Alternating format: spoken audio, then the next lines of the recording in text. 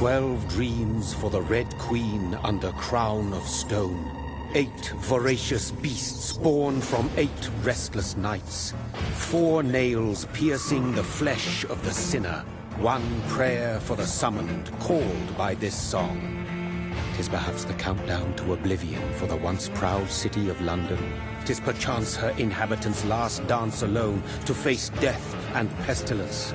Confronted by the eerie and unknown, mortals became desperate for answers. A flock's flight makes for an omen, the falling of a star a dire presage.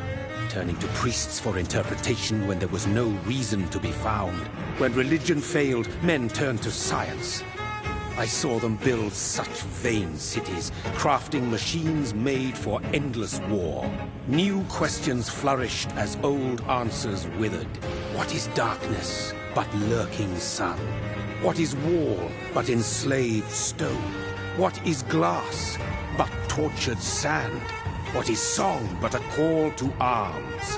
What is hate but jilted love? What is life but death pending?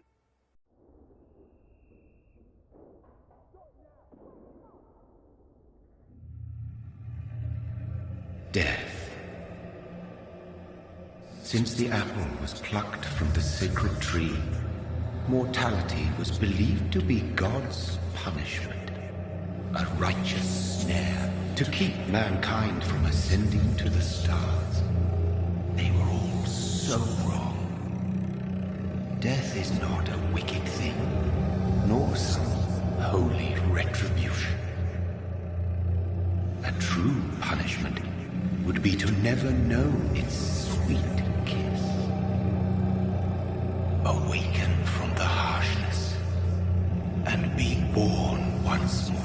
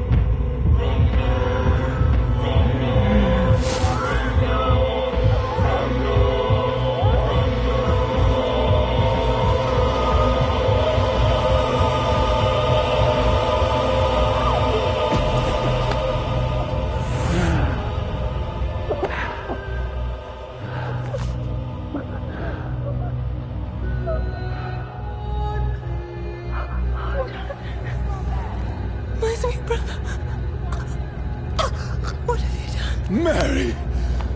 Oh, no! Mary!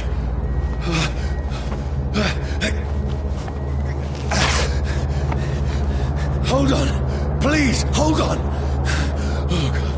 Oh, no. Mary. Mary. No.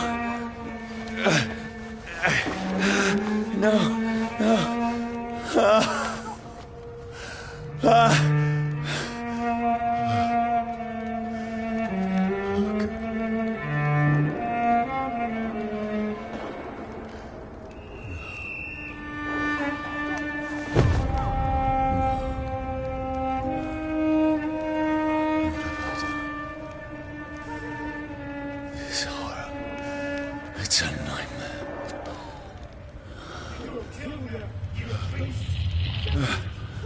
No! Please, a moment, let me explain!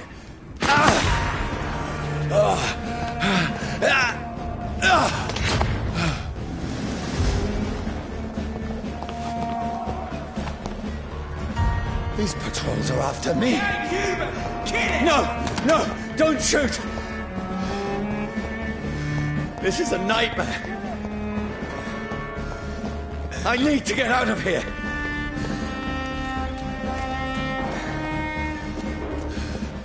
This can't be happening.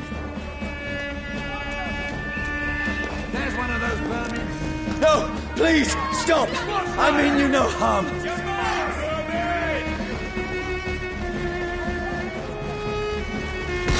What's going on? Oh, Mary. What have I done? What's all this about? Has it fled? Shit, where'd it go? Now, I can defend myself. Kill the thing! Over there! Who are you? Stay back! Sorry, but you left me no choice.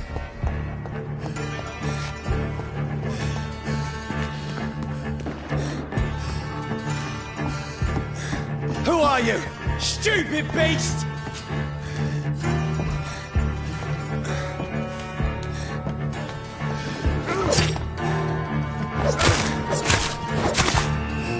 Sorry.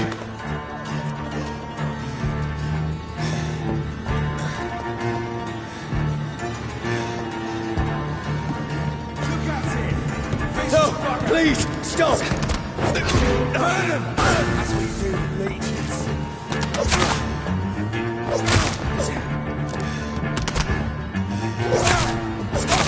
Who are you? Murdering bastard!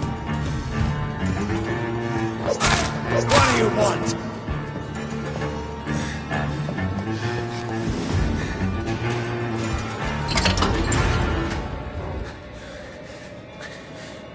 I mean you no harm. I need help. Die, you fucking leech!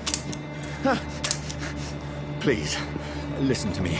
I can't make any sense of this. Shut up, beast! Who are you? What is this all about? What in God's name? That'll do the rest of the job. Just leave me.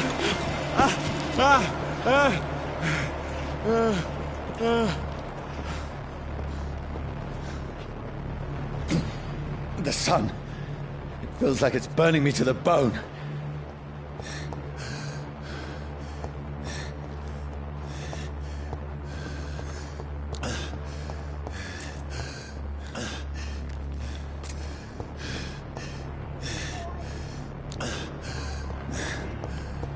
I need to find somewhere to hide.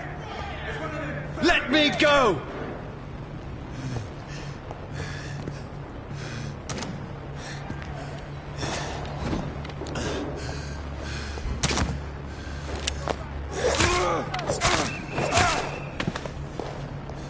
I need to find shelter.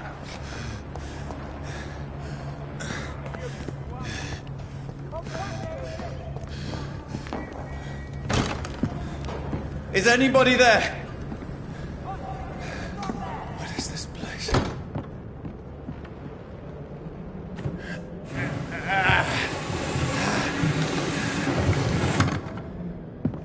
The place seems abandoned. I should be safe enough here.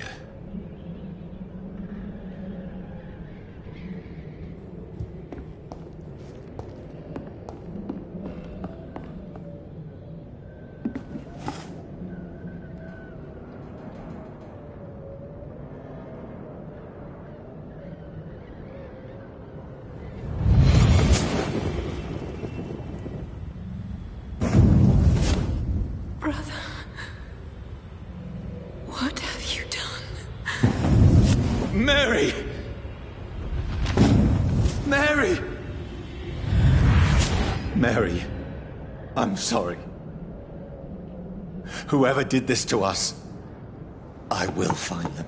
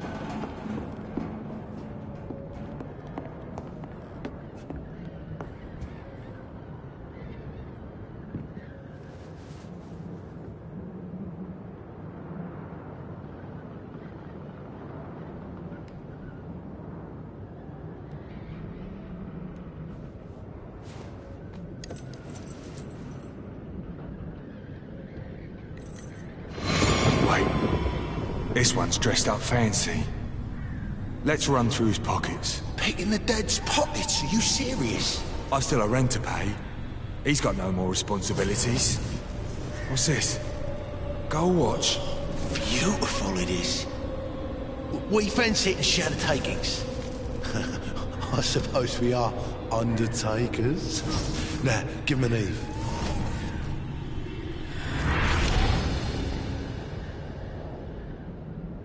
That's impossible.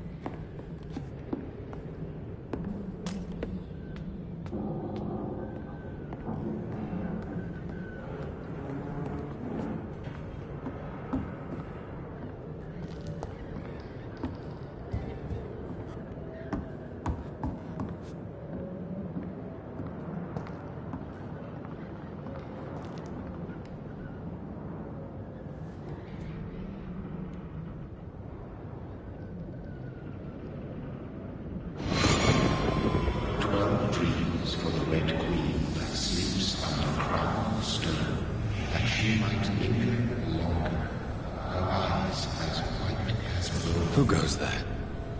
A prayer summoned by warrior song. A child born from darkness must accept of his power. Who's there? Are you referring to me?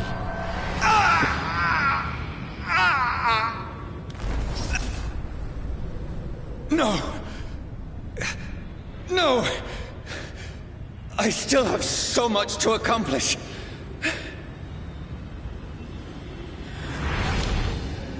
I still have so much left that needs doing.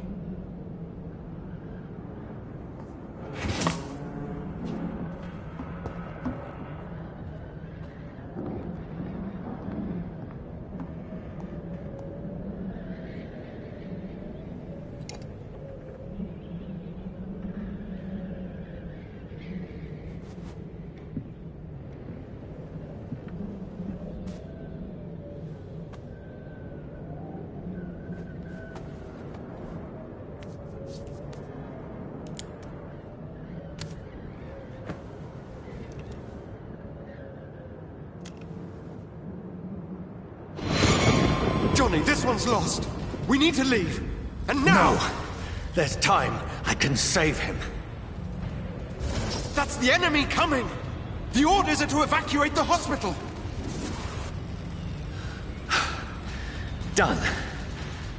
He'll live. And now what? We fight. Killing is a hell of a lot easier than healing.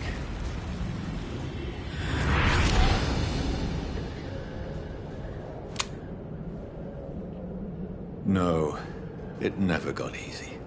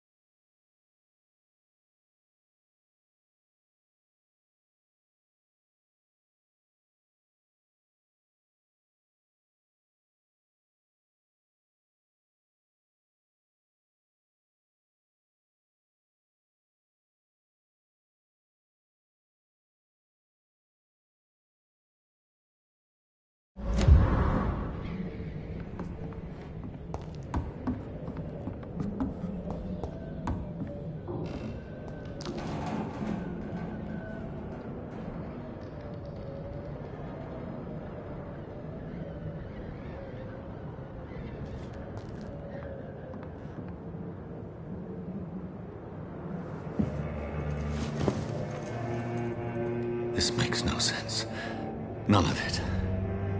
No sense at all.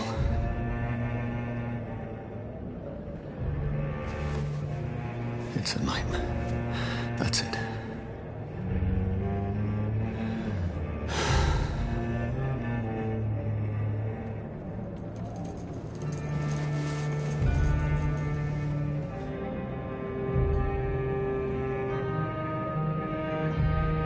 So be it.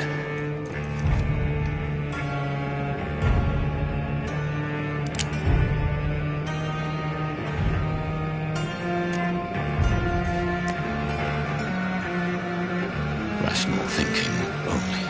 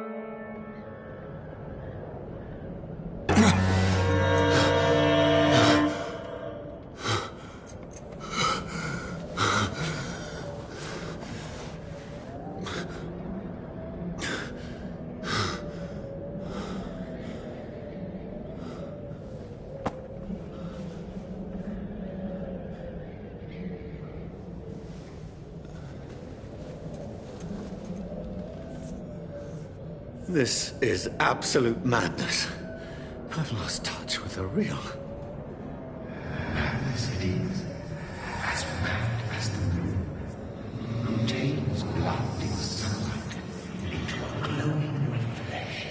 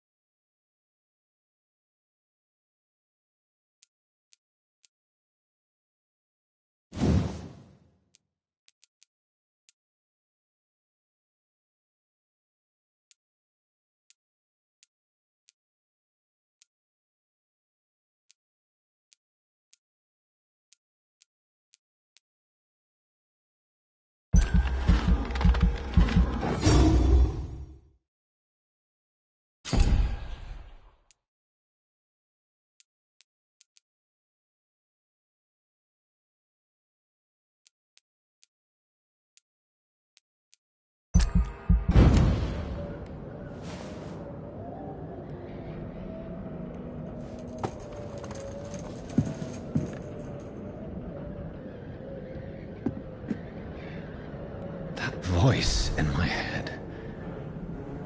If I'm not mad, then it must belong to the one who made me what I am. I must find him to understand what I have become.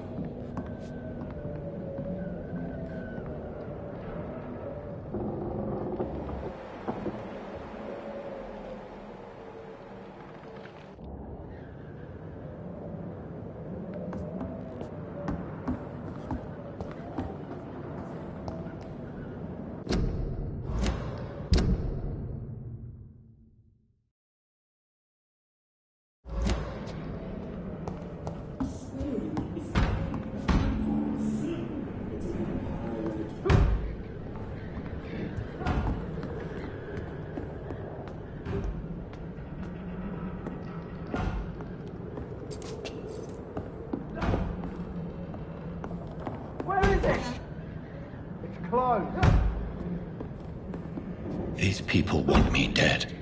I need to leave now.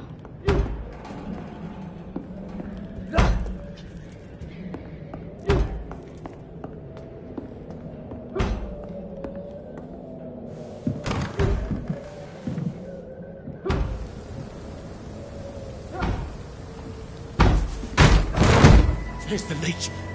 Here!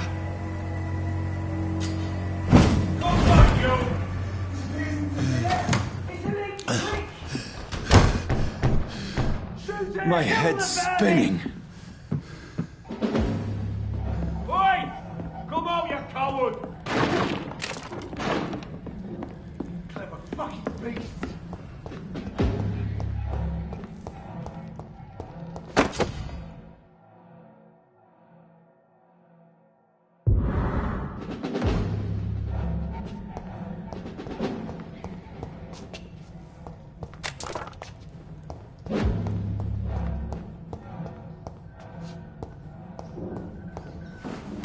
I'm still in Southwark.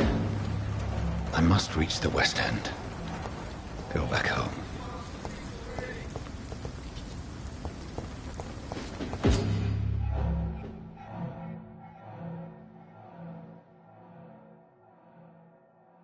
Die, vermin!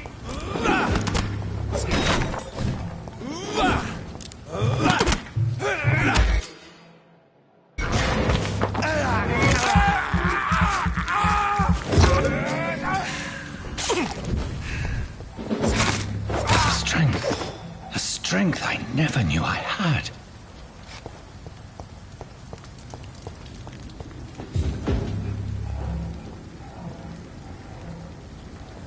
It's dead, all right.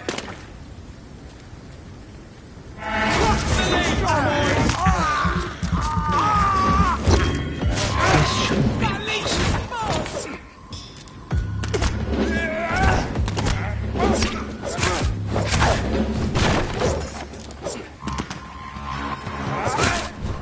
Every sinew, every fiber of my being is afire.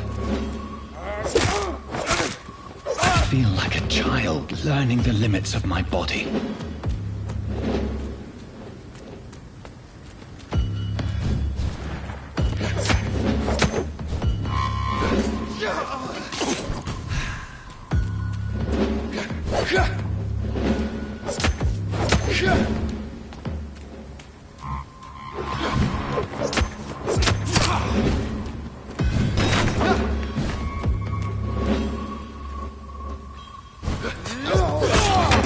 Want some of this?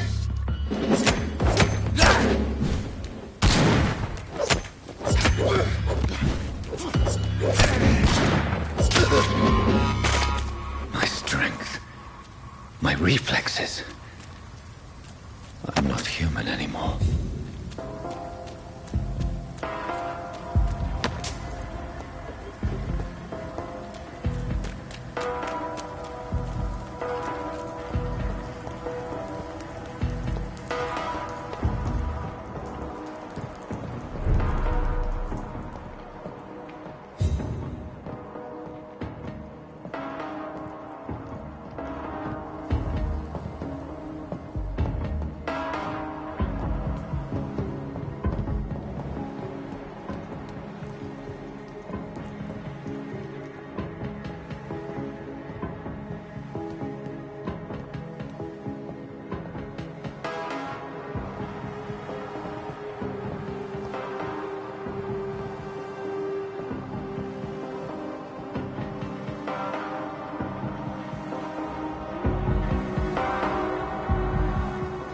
My poor sister. If only I had controlled my need for blood. Mary, someone will pay for what happened to you. For what happened to us.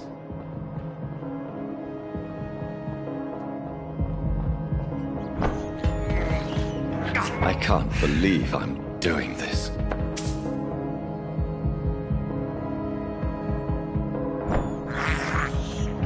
This is despicable.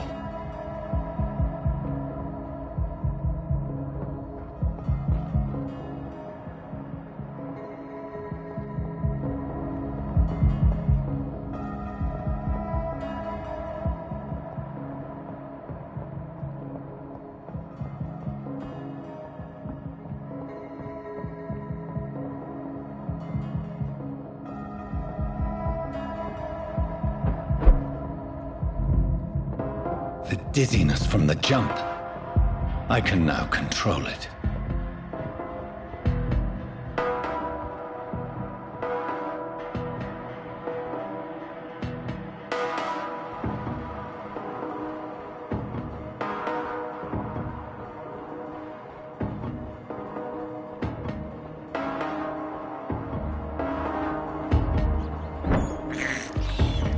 I have this thirst for blood.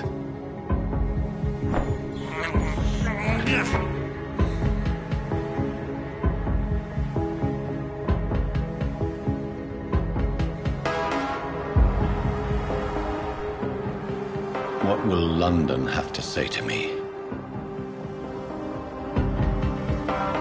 I've so many questions unanswered.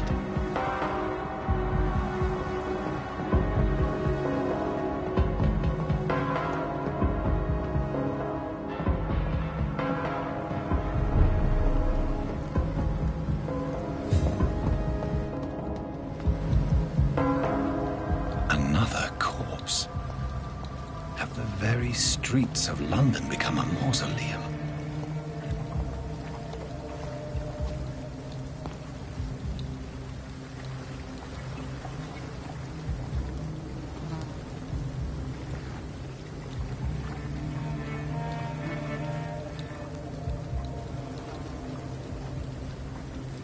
The man has been drained of all blood, but I can still smell the scent of it.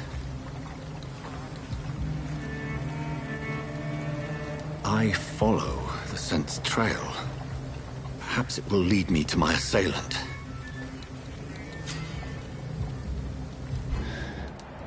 Fresh blood. The smell is so strong.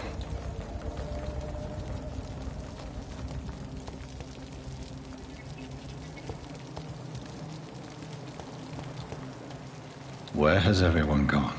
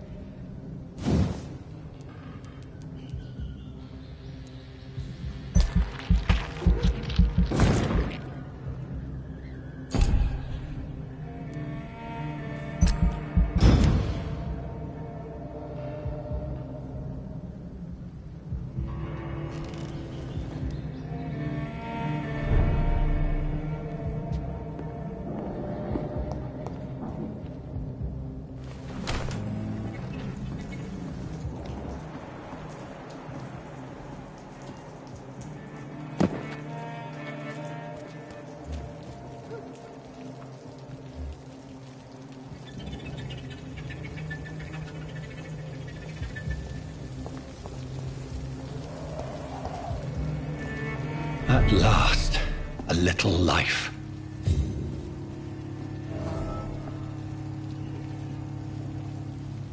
It's a good thing you cannot see me now, Mum. Welcome, sir, to the Turquoise Turtle.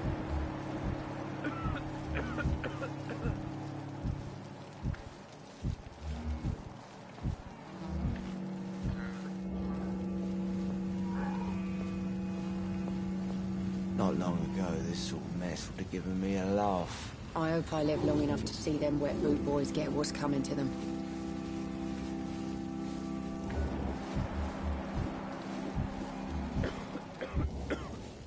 There's gotta be something can be done to get out of this bullshit mess. No? My God, sir, you look like Jonah's whale just spat you out of hell. Can I get you a drink? No, thank you. I'm not thirsty. Well, grab a chair and get some rest. This is going to be another long night. It's a good thing you cannot see me now.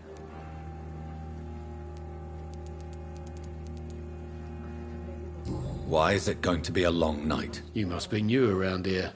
Don't you know about the murders? Tell me more about these murders. Every morning for the last few weeks, bodies have been found. And those poor sods didn't die of flu. Do the police have any leads on a suspect? Even before the outbreak, coppers never came round here. We're on our own. People die in these parts all the time, and no one cares. Where am I? Where is this place? You're at my bar, sir, the Turquoise Turtle. The last ray of light in this dangerous part of town. So you're open all night? Yep. Figured people might need a place to rest in these dark times. Aren't you scared? Scared of what? All the bad shit happens out on the foggy streets. And I never go outside. I'm looking for someone who might have passed through here recently. Wondered if you might help. It's been quiet tonight. The only other person I've seen went straight up to his room. Thought it was kind of rude, actually. You mean he's still here? Well, yeah. He paid for the entire week. How long has he been here? He rented the room a few days ago and didn't say when he'd leave. Who is this man? What does he look like? Well, like a gentleman, I guess. Well-dressed, quite polite. A professor or something fancy like that. Always writing, reading notes.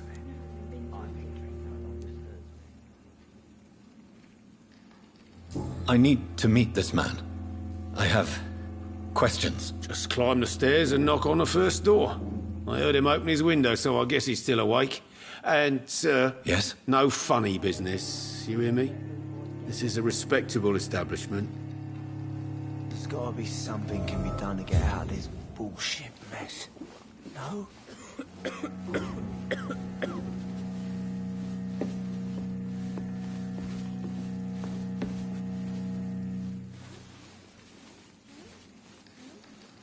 Are they stupid or something? I've never even been to It's a India. good thing you cannot see me now, Mum.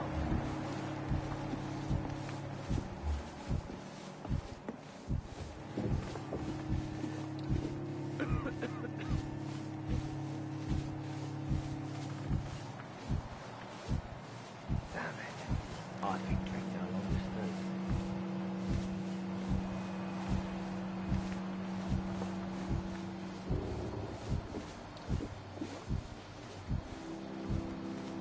Not long ago, this sort of mess would have given me a laugh. I should just run as far away from this place as I can. Good evening, sir. I wondered if I could ask for your help. Wow, you look like you need a drink. Yes. I apologize for my outfit. It's been a long night. Been there, seen that. Don't worry, things can only get worse. What's going on around here? It's like everybody is hiding. You must be new here. Have you not heard about the murders? Everybody fears the return of the sewer dog. You make it sound like it's a fairy tale. People will always believe in monsters. It's easier than accepting their own darkness. We can all be monsters. Who is this sewer dog? It's a local bogeyman. Convenient answer for every crime that happened for decades. You murdered someone, blame the sewer dog, eh? Has anybody entered the bar recently? Can't say. Sorry. I spent the night making love to that gorgeous bottle, see? This is important, sir. Are you sure no one has come in here in the last few hours? I don't know and I don't care. This is a free country. People still have the right to come and go, don't they? I'll leave you to your bottle, then.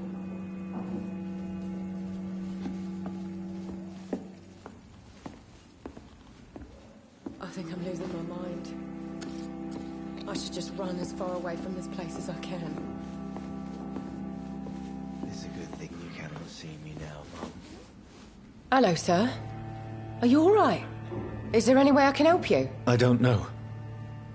Maybe you could just talk to me. Maybe you prefer to speak with Tom, then. He's more agreeable talking to strangers. I just want to talk. I didn't mean to scare you. I'm not afraid, sir. It's just I've other customers to take care of. I only see one customer. Oh. Well, yeah, of course. I mean, I best check on them. What's going on around here? Where is everyone? Too many dead, sir. First the epidemic, and now all these terrible murders. What have you heard about the epidemic? There's a Spanish flu. Yeah, killed so many last summer. Thought we'd seen the last of it. Dozens dying every week. Are the authorities doing anything? Nothing. There are so many quarantine zones in London now. It's gotten really hard to travel across town. The murders. What can you say about them? Bodies found in the streets every morning. Drained of blood. It's just horrible. Some say the sewer dog is back. The sewer dog? What's that? No one knows. People have always disappeared around these parts. The ancients say it's the sewer dog coming out to feed. But now he's killing in the streets.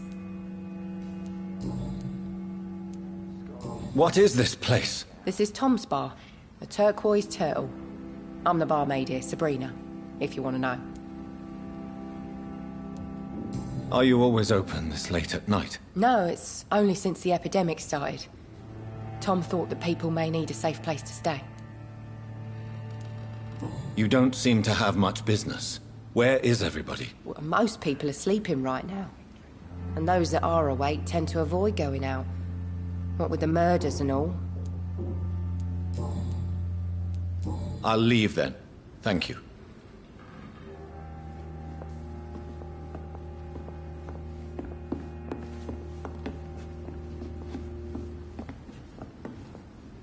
It's a good thing you cannot see me now, Mum.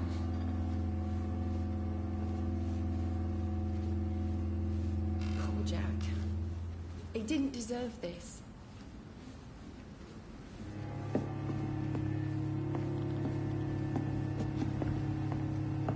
Not long ago, this sort of mess would have given me a laugh. I hope I live long enough to see them wet boot boys get what's coming to them.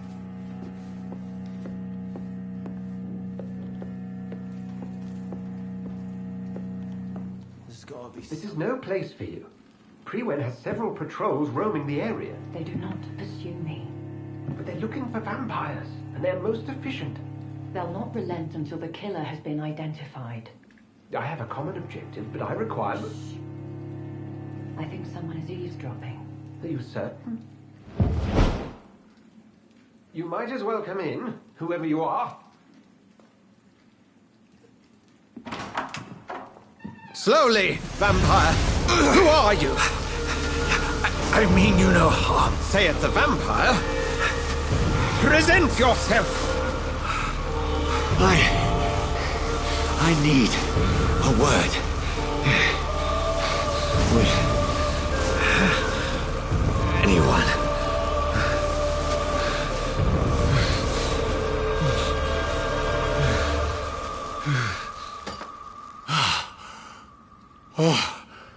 Well, that's something I can do for you.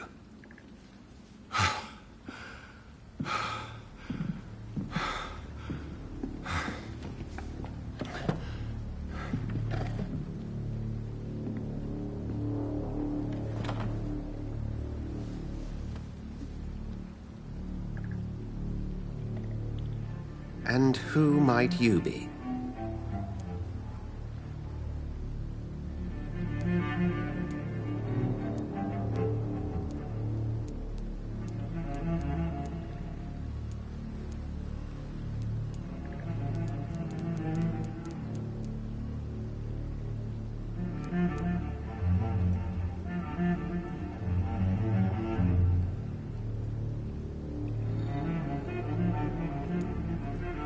I'm not sure that I know anymore. Might I at least learn the reason of your presence? That's none of your concern. Sir, you have entered my room in the middle of the night, pale as a corpse and shaking like a tree. So please, indulge me. Someone is molesting people. In fact, killing them. Biting them. The calling card of a vampire. Like you.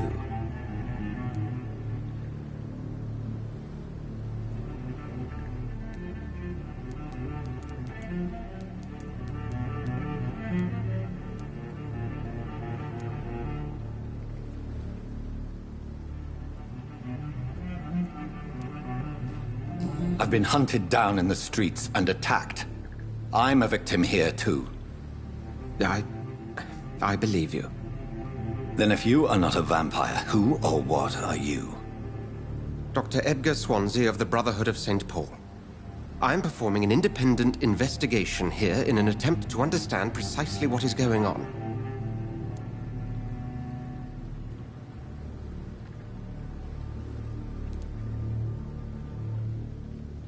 What have you uncovered concerning the murders? It started a few nights ago. Rumors of violent murders. The docks have always been, shall we say, somewhat unsavory. But this is different.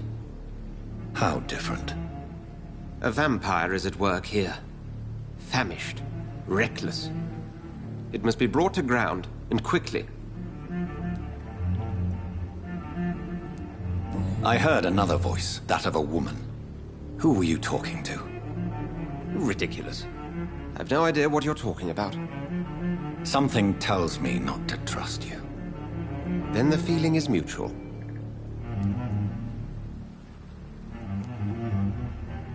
And what exactly is this Brotherhood? Sir, if the name is not familiar to you, then we shall discuss it another time.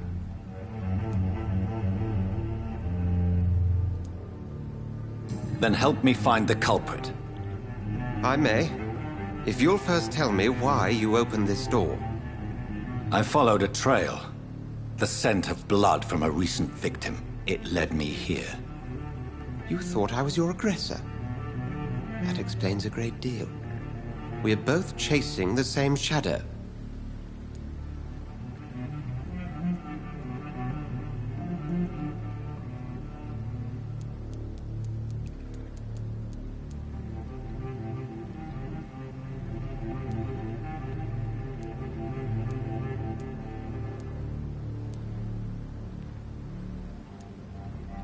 Perhaps. This is all new to me. I'm not even certain what I'm looking for. You should let me handle this affair. You've no idea what you're up against. No. I will find the monster. He is mine. How will you do any better than I? But then let me ask you this. What are your intentions if you find the killer?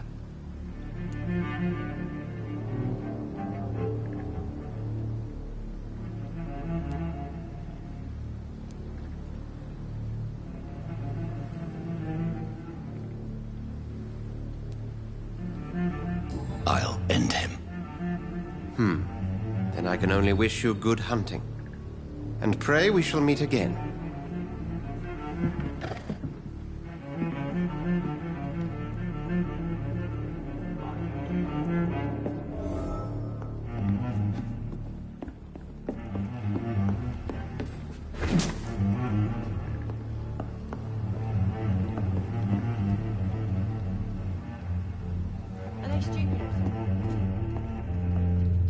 If Swansea is not my attacker, it means somebody else came here tonight.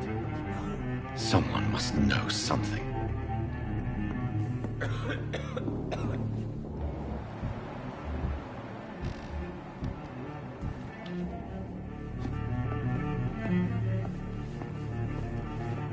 It's a good thing you cannot see me now, Mum. Evening, sir. Can I help you? I have a few questions for you. Well, if you must.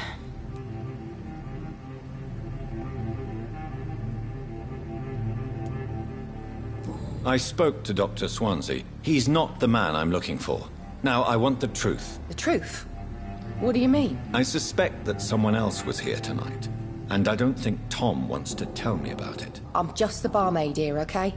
If Tom says you're the only visitor we had, then you're the only visitor we had. I can feel your fear, madam. Please, tell me what's going on. It's Will. William Bishop. He came in here earlier tonight and he... Well, I thought he was going to clock someone. What happened tonight? He was dead drunk, as usual. But my God, his eyes... his face... He must have caught something awful. He shouted and cried. It was terrible. Why are you so afraid? I mean, his skin. His hands. I scrubbed every glass and every chair that he touched. God, I hope it's not contagious. Tell me about this William Bishop. Will was a sailor who worked at the cannon factory before he lost that job. A nice bloke, really. He's never been violent. Until tonight. Why keep it a secret? Why not tell me about it? Tom's nothing if not loyal. After Will lost his job, he offered him one ear. They used to be good mates. But recently, well... Will started to get very aggressive. I see. Thank you for your candor. I'll be sure to talk to Tom.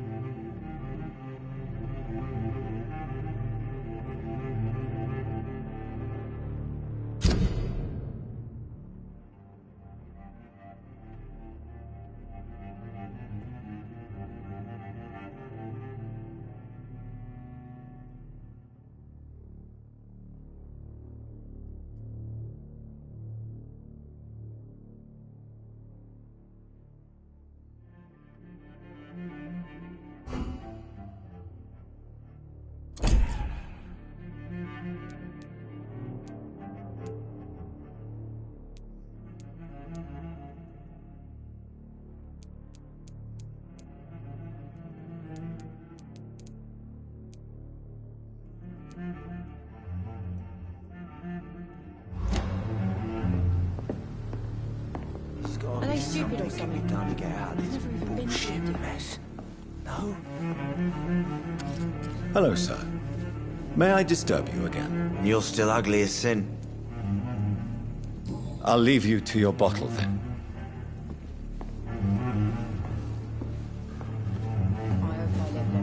Welcome back. Did you find what you were after? I can't say I have.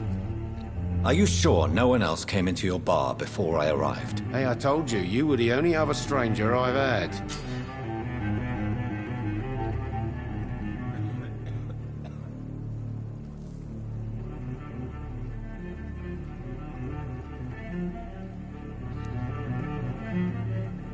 Tom, talk to me about the visit from your old friend, William. Yes, Will came by tonight, but he's not my friend anymore. Who is he? William? Just an old sailor who loves his gin too much. He worked for years at the canning factory before it closed. How was he tonight? Was he different? Sicker than usual, perhaps. He whined and mumbled about how mean people were to him and how he'd like to talk to me outside, and then he left when I refused. Is he dangerous? Yeah. Like many drunks, he's all bark and no bite. He can barely stand up most of the time.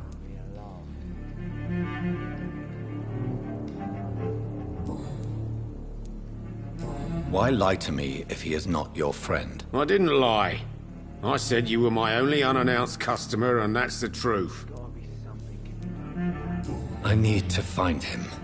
It's a matter of urgency. Do you know where he is?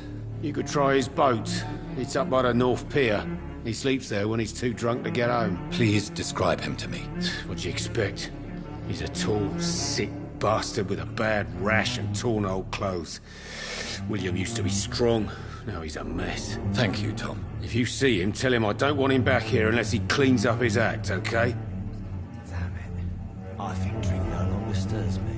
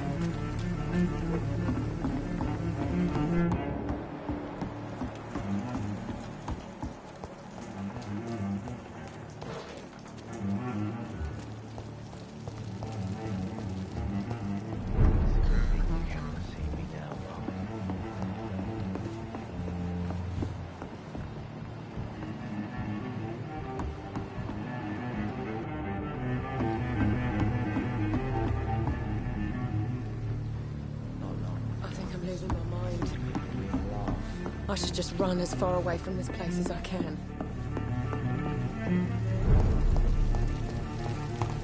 I will get to the bottom of this intrigue.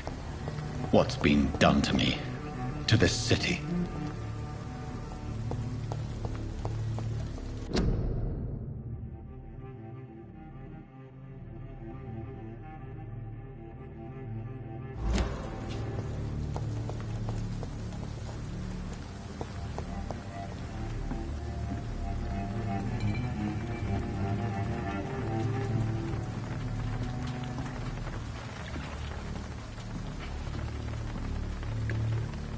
The body is still warm. This man has just been drained of blood.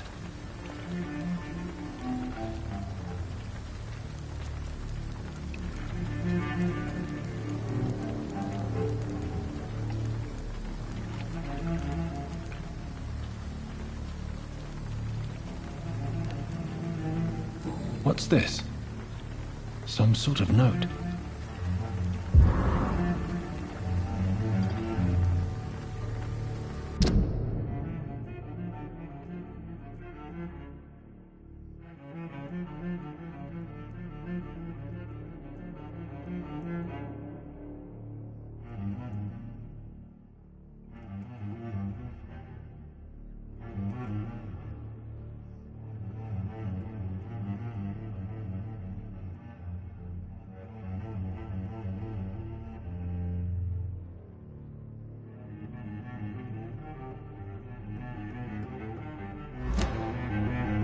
These men, they're a company of professional vampire hunters.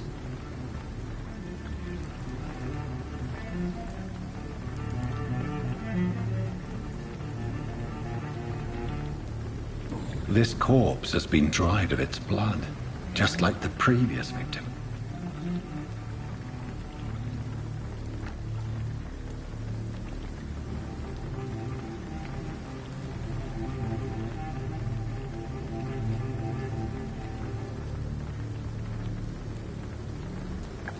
Blood and empty gin bottles.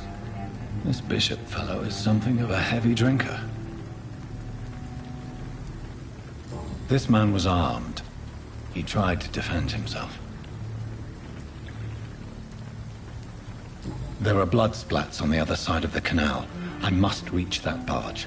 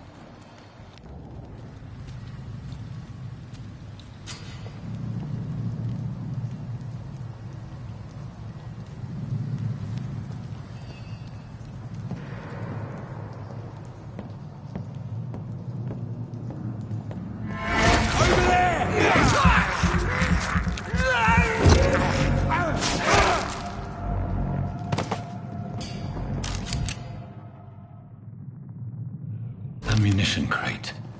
Good. I may need a lot of bullets. I feel like I'm back on the front line again.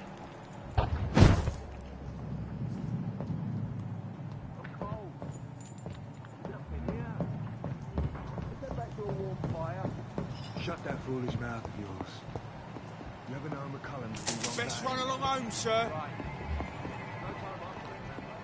Stay away!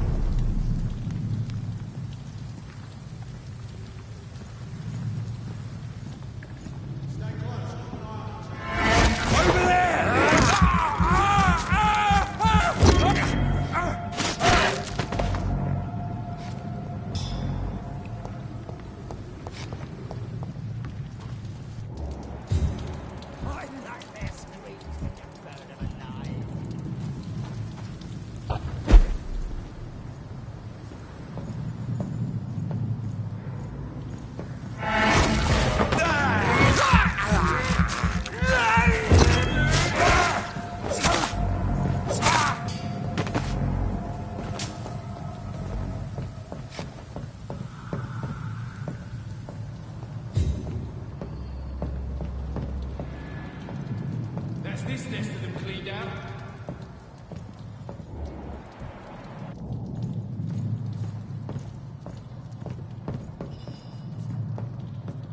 Stay close, keep an eye on each other. We won't see any of these bastards back here again. Best stay back, sir. Get them weapons! One of them! Watch yourselves! Stay alive!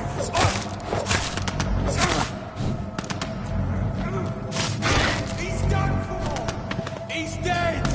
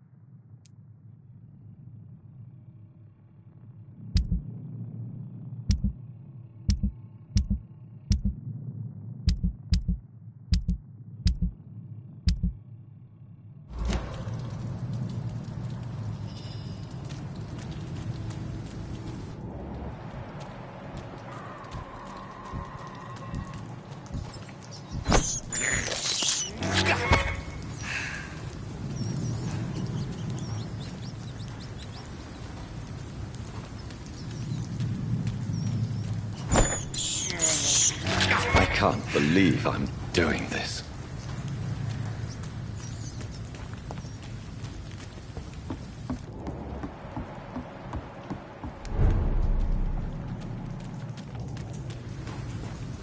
Fresh blood. The whole building reeks of it. The scent is so strong it makes me dizzy.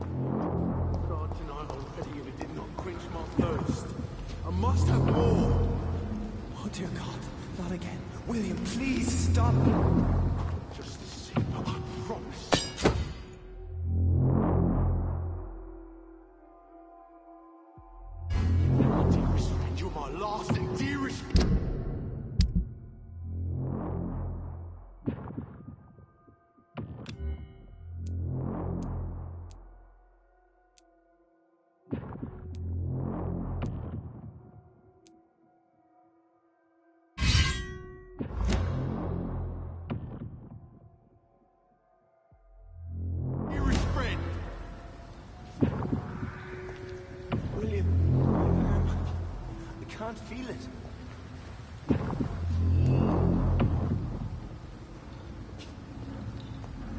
Please, let go of me. This place reeks of bloodshed.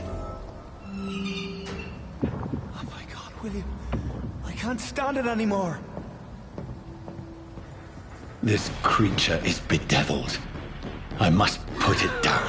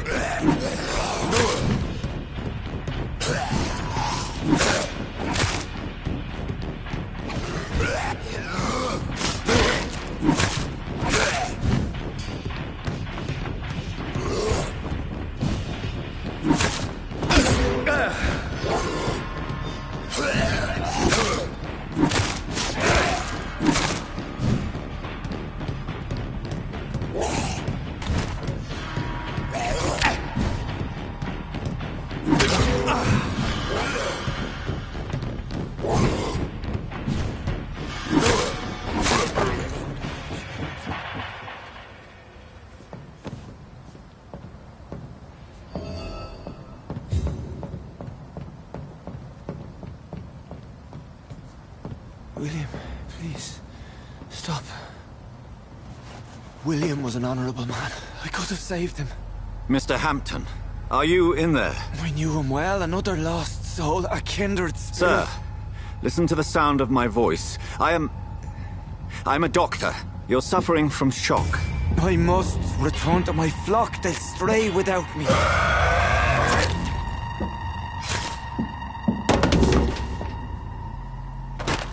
Remember, certain skulls are every bit as resistant as we are. Who are you? What do you mean by skull? You truly are a newborn. I should have realized. Wait. You are the woman from the bar. Are you... like me? Can you help me? I believe, sir, I already have.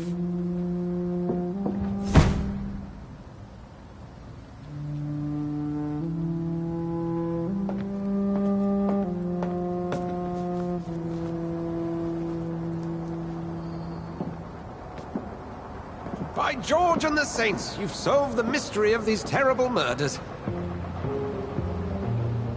Patience, good fellows, I've come to offer help. Just give me a moment to secure my boat. We can leave this awful place. William was not the evil man they claimed. He was just taken by the thirst. He needed this drink. This man requires medical attention. We'll see he gets to the nearest hospital. No, please, I must tend to my fold. My flock needs me. There, sir. Go with the good Dr. Swansea. He's resourceful, and I'm sure he'll take good care of you. You'd best come as well. The sun is soon to rise, and you'll need a place to rest. I just need a moment. If I can learn something about what has happened to William, I'll be a step closer to understanding what happened to me.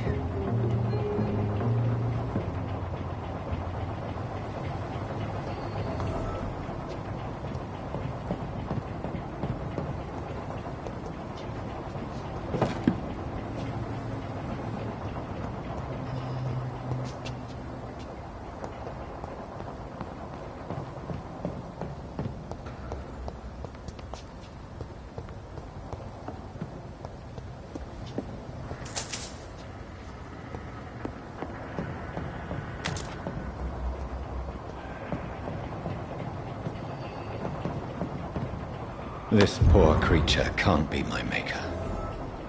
Could it be some subspecies of vampire? I must find a place to analyze the blood.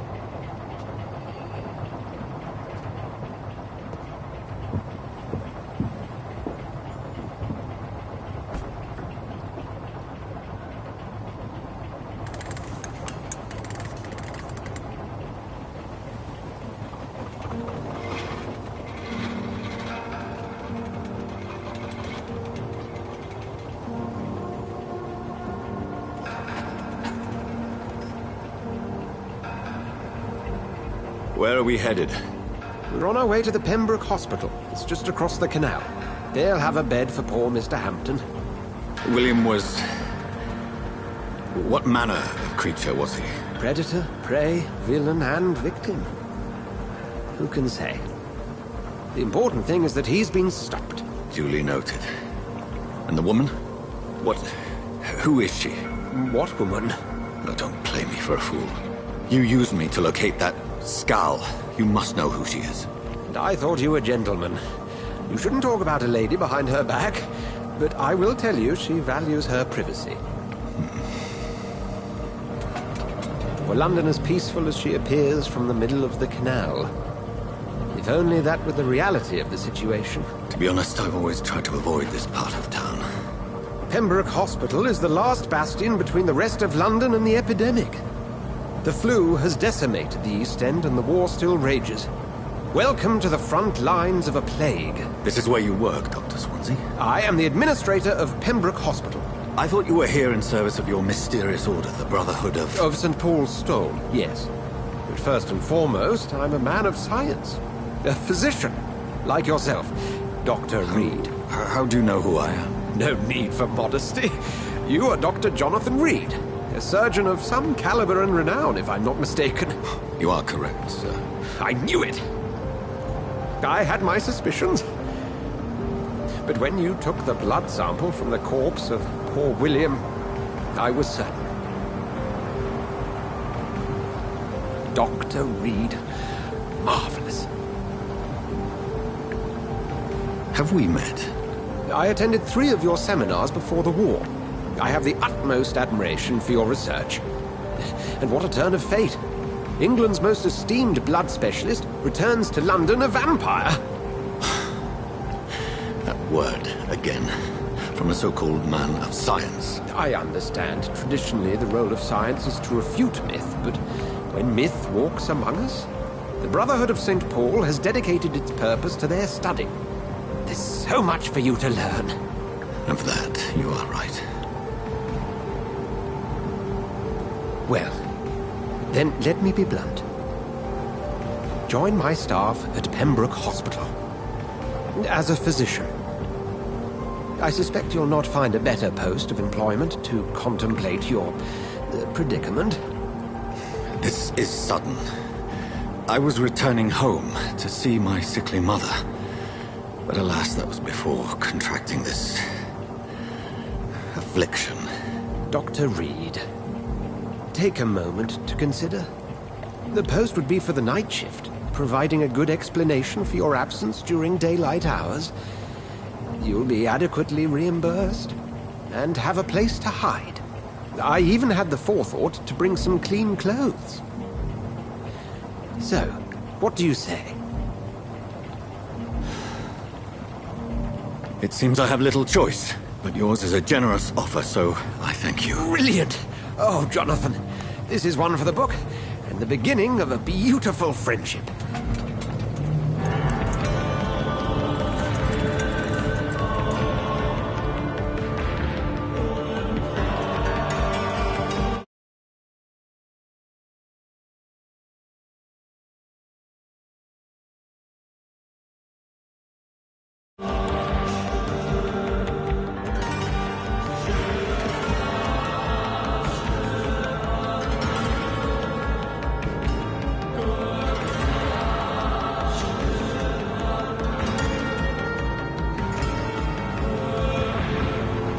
Dr. Swansea, thank goodness. I was beginning to be concerned. Worry no more, Nurse Crane, for I bring good news. Oh, Doctor, what a night. We lost 2 more patients. Nurse Scow said she couldn't take it anymore and resigned. Yes, well, I'll make a new rota in the morning. In the meantime, find a good bed for Mr. Hampton. Be sure to pay attention to his needs. Of course, Doctor. Oh, and Dorothy? Yes, Doctor? Dr. Reed here has just returned from the front. He served King and Country and will be joining us here at Pembroke. We're very lucky to have gained a surgeon of his talent, and one so experienced in blood transfusions. That is good news indeed, Doctor. Oh, yes.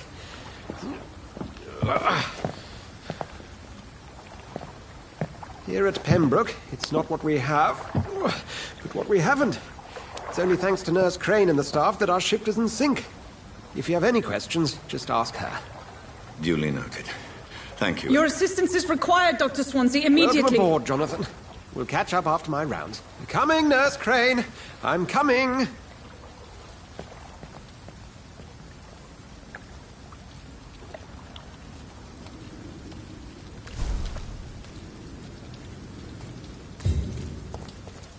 Come on, you bastard! You can do better than that!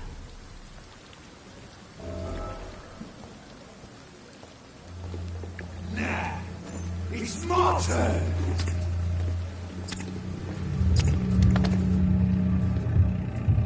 Rotten or pristine, each heart contains the seeds of life. Drink at this river, try it all.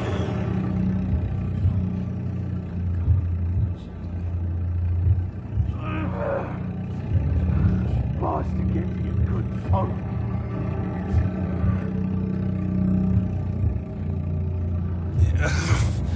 Oh, come on, you bastard! I won't bite. Sir, please. You've lost too much blood. Calm yourself. You think I didn't notice? Stop your staring and get me to an hospital, you arse!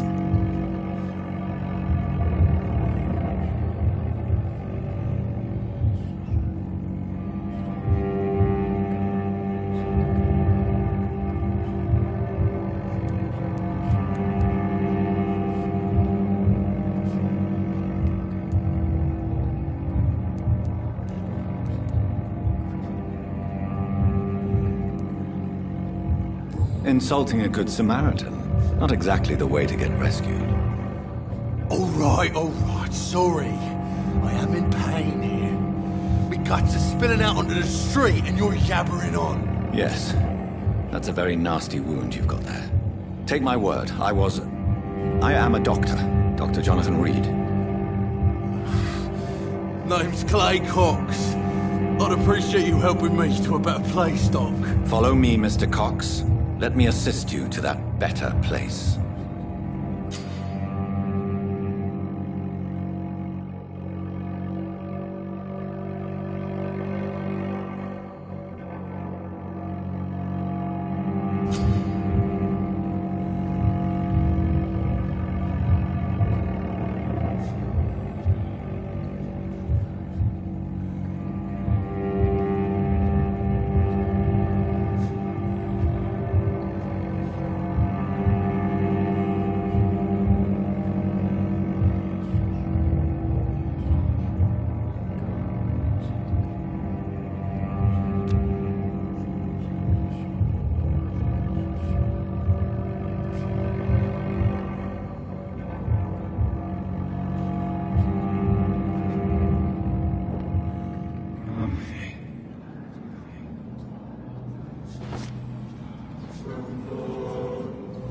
Bring this fading light into the shadows. Dance with him the dance of life and death.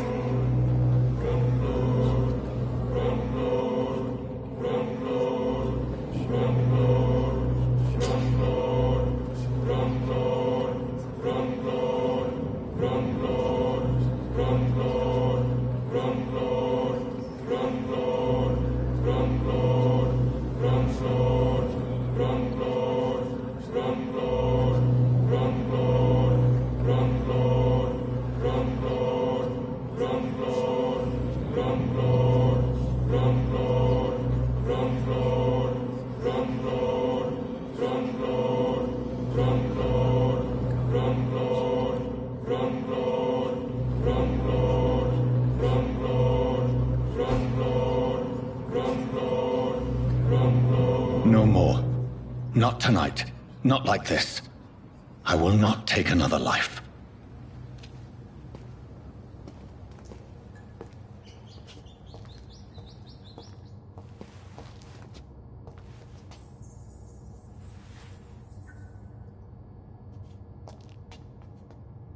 Did I black out?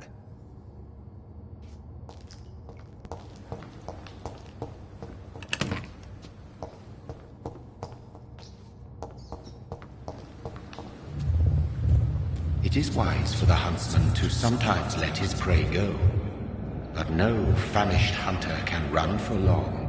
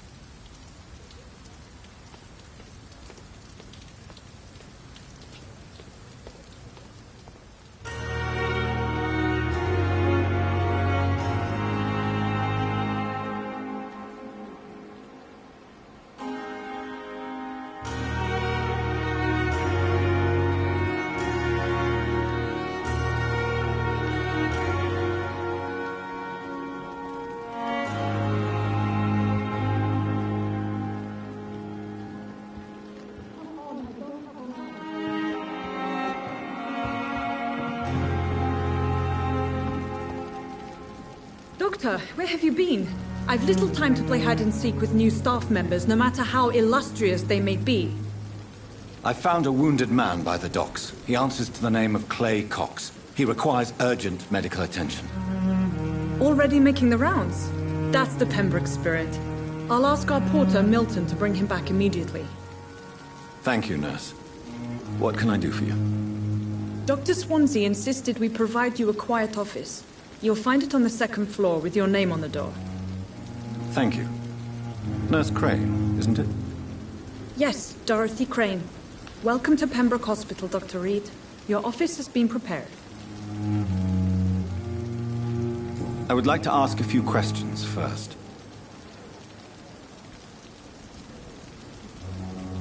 And Mr. Hampton, the patient we brought in, how does he fare? I gave him a sedative to help him sleep. Poor thing was in quite a state of shock. What kind of man is Dr. Swansea? Well, you accepted the job from him. I thought you would have known about your employer.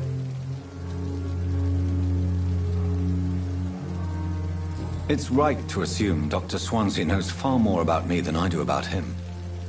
You'll get to know him soon enough, and better than me. The administrator has better things to do than mix with us. Apologies, I've only just met him the once. This is sudden. I've only just returned to England. Dr. Swansea is a brilliant surgeon and the most compassionate physician. If you could point me in the direction of my room again, nurse. Second floor of the hospital, left after the stairs. It's the last vacant office at the end of the corridor. Thank you, Nurse Crane.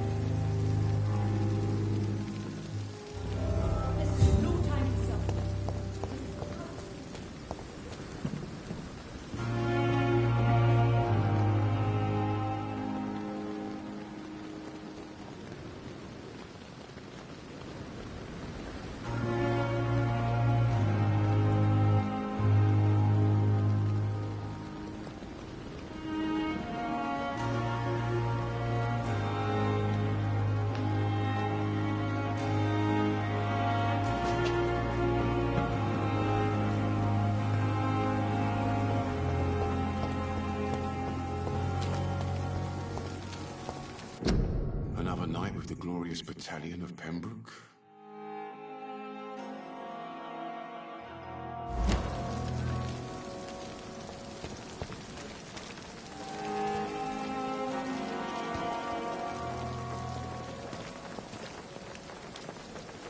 Good evening, nurse. I'm Dr. Jonathan Reed, the new surgeon here at the Pembroke. Dr. Swansea has already told us about you, sir. I'm Nurse Gwyneth Brannigan. Welcome to the Pembroke Hospital. Did he really? It's a good thing I wasn't hoping to keep a low profile. All members of staff have already read about your new blood transfusion technique. Dr. Swansea made sure of that. I see. Well, I'm a little surprised, but I suppose I'll just have to deal with this unexpected notoriety. You must know, blood transfusions are Dr. Swansea's primary subject of research.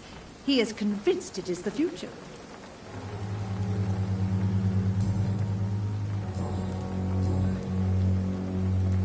How are things here? Not good, to say the least. We're struggling against an invisible enemy, more lethal than any bullet from a gun. It's hard, Doctor. Do you think this hospital can survive the epidemic? We are all volunteers here, and we're trying to hold fast, but how do we beat an invisible killer? Some nurses have already resigned. An invisible enemy? Quite a poetic term for a disease, especially from a nurse. Sorry, Doctor. These last few weeks have been exhausting. We could all do with a good night's sleep. I'm not familiar with all the staff yet. Perhaps you could help me. Brilliant professionals, most of them. Dr. Swansea has a gift for recruiting talent. Most of them? Is there a problem I should know about, nurse? It would be inappropriate for me to speak ill of a colleague.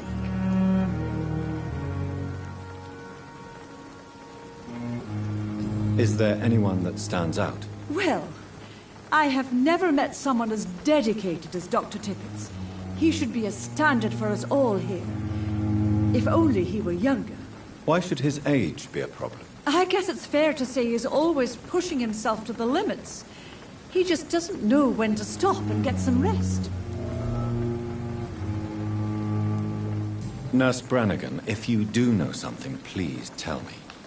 Anything you say will be held in confidence. No. I may disagree with some conduct, but in the end, everybody is doing their best.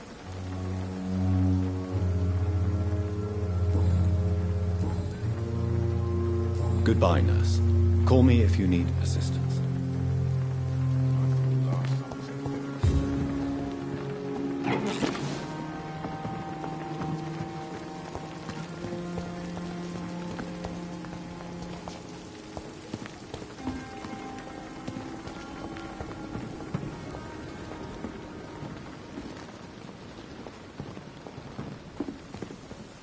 At least that mistress of the dark has stopped following them.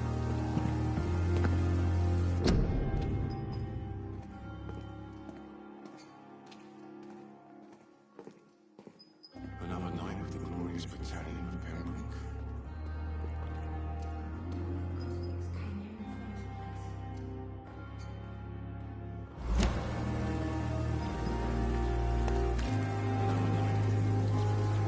Dr. Swansea is right.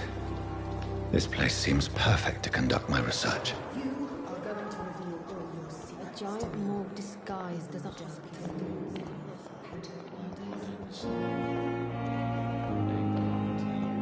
The life running in your veins. This dead flesh needs it.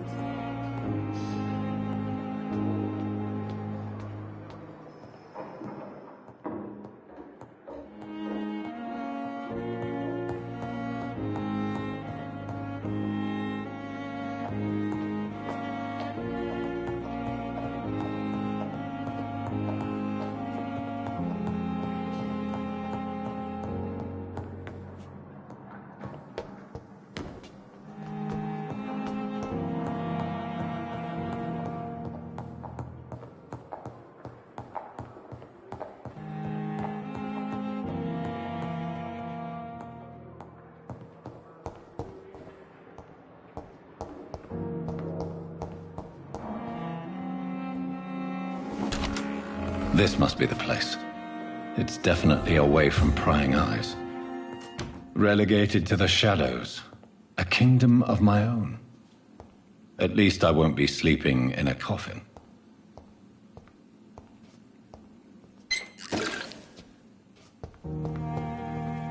The flower's dying.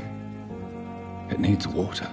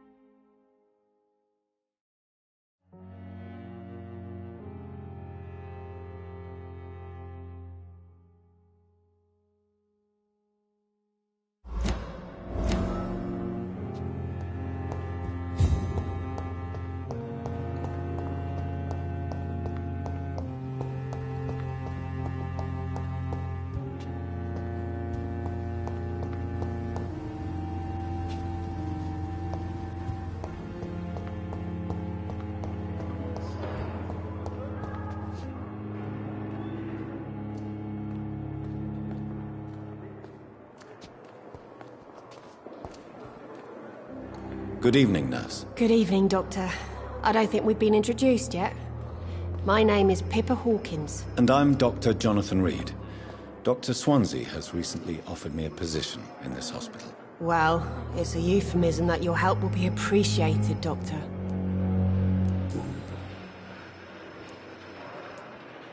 How would you describe the situation at the Pembroke Hospital? It's serious. The flu is wreaking havoc amongst the staff and patients. We are running out of everything. Nurse Hawkins, the Spanish flu won't last forever. Even the Black Plague didn't kill everyone. I wish I could believe you. But what if this epidemic was worse? What if in the end, nobody was spared? You must get a hold of yourself, nurse. Sorry, I'm exhausted. No one has any idea when this epidemic will be over. How long have you been a nurse? Well, long enough to see that the epidemic is winning. And no matter how qualified you are, don't tell me you'll change that.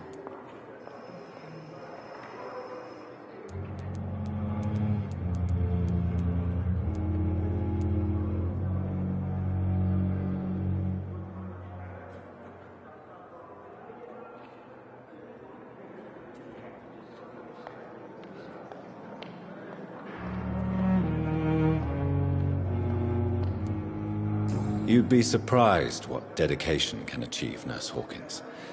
In medicine, sometimes we're just a test result away from a miracle. Sorry, Doctor.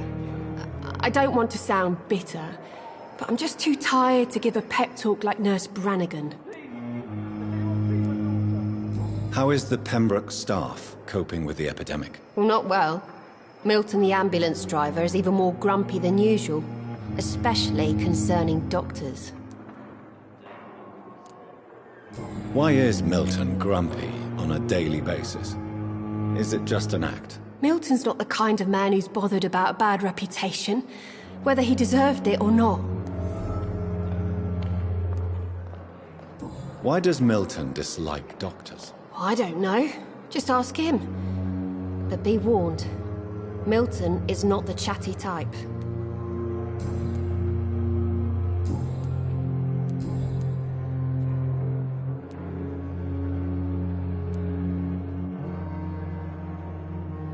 Pippa, are you sure you want to leave this hospital? To become a nurse was a little girl's dream. But in the end, I don't feel that useful. I want more. I want to make things change.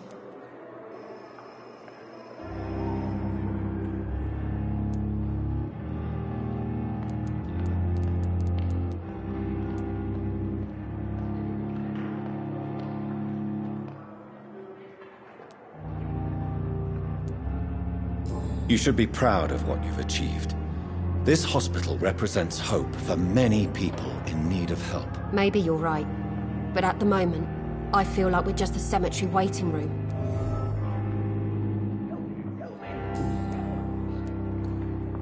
Goodbye, Nurse Hawkins.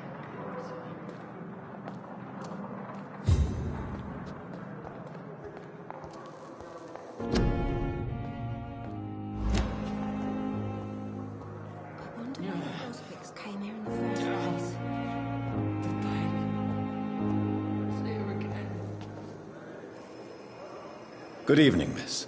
I'm Dr. Reed, the new surgeon at the Pembroke Hospital. And who are you? Your name has no meaning to me, mortal. You're nothing but dust blown by the winds of eternity. I beg your pardon? What are you begging for, mortal? My clemency? Well, tonight maybe I'm inclined to mercy. You'll never forget the night you met Thelma Howcroft. You keep calling me mortal. Why is that? And if I'm mortal, what are you? Well, Dr. Reed, if you must know, I'm a vampire.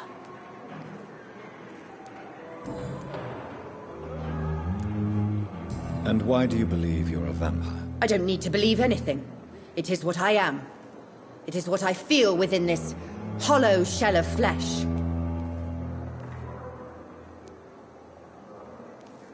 I see. Have you ever heard of Cotard syndrome, Miss Howcroft? Never. It's a mental illness discovered by a French neurologist named Jules Cotard. The affected patients are delusional. They believe that they are putrefying, that they are dead, a ghost or a ghoul, or in your case, a vampire. Delusional, you say? Oh, sad and petty mortal. You can't even begin to understand the concept of immortality.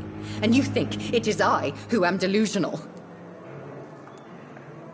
Please, describe to me how you feel. What is it like to be a vampire? I can hear my body crumble from the inside as my flesh cracks and fades. I sense the last pulse of postulant blood within my drying veins. I need new blood. I'm assuming you must be a patient here. Am I right, Miss Howard? It's only a cover. To hide from my enemies. I can leave whenever I want. As a woman, a spirit, fog, or bat.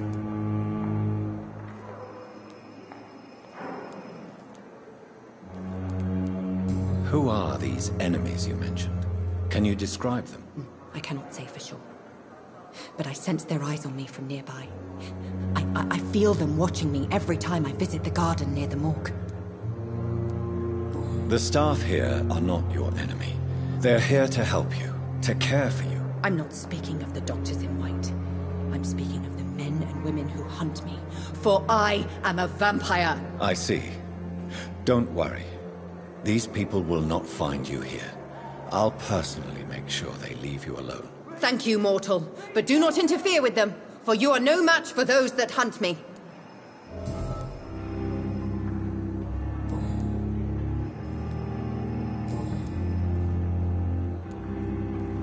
Who are you really, Miss Howcroft? I mean, apart from being a vampire. Is that not enough for you, puny mortal? What do you require? Proof of my powers? I'm curious to know who you were before becoming a vampire. It was such a long time ago, I don't remember. Centuries of unholy life can have strange effects on one's minds, you see? I'll leave you, Mistress of the Dark, to your nocturnal activities.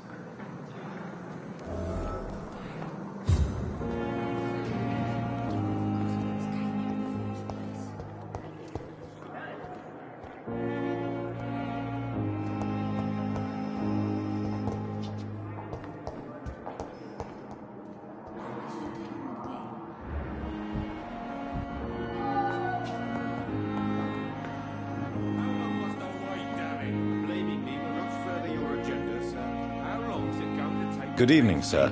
I'm Dr. Reed. I believe we're going to be colleagues. Reed? Yes, I've been informed about your arrival. I'm Waverly Ackroyd.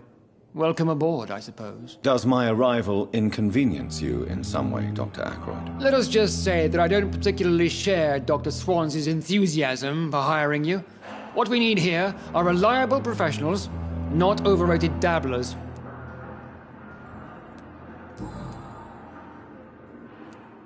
If you have a problem with me, Dr. Ackroyd, please feel free to tell me. Dr. Swansea has imposed your presence on this hospital without asking anyone's advice. The benefit of his position. But I don't agree with it. I know we've never met before, but I believe this hospital could use all the help it can get. You will agree with that, I'm sure. Oh, but I have heard about you, Dr. Reed. Of course you can't say the same about me, since I have not wasted my time courting the press.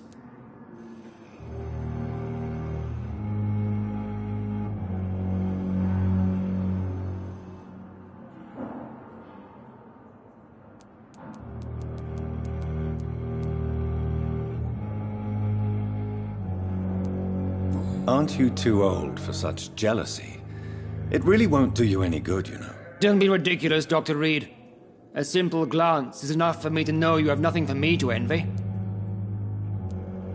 Since your tenure in this hospital is longer than mine, perhaps you can tell me more about this place. Let's just say I'm tired of the carelessness around me. I have always respected the skills of Dr. Swansea, but over time his enthusiasm has become displaced.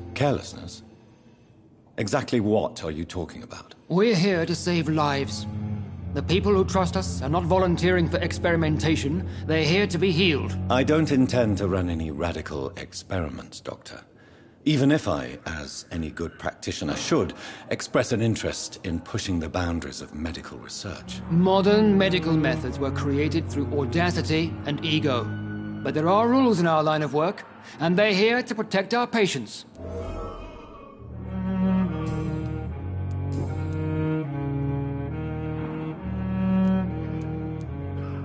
I don't know what you've heard about me, but I have already proved my value as a practitioner. I don't question your skills, Dr. Reed, but your motive.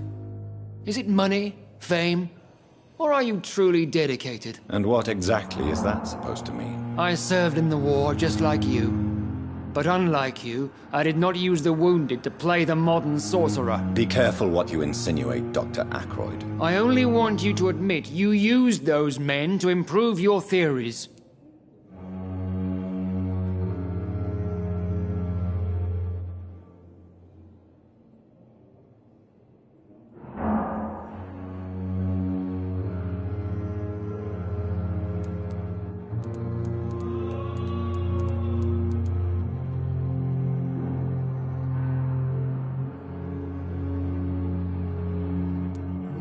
Knowledge has always been and will remain our main weapon, and it has always come at a price. And personal initiative. It is not a question of initiative, it is a question of integrity. These men and women have put their faith in us, Dr. Reed.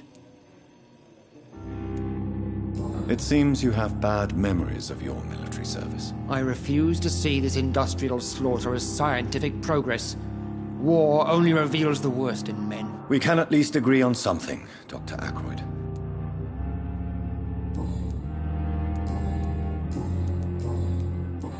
Thank you for your time. We'll talk later.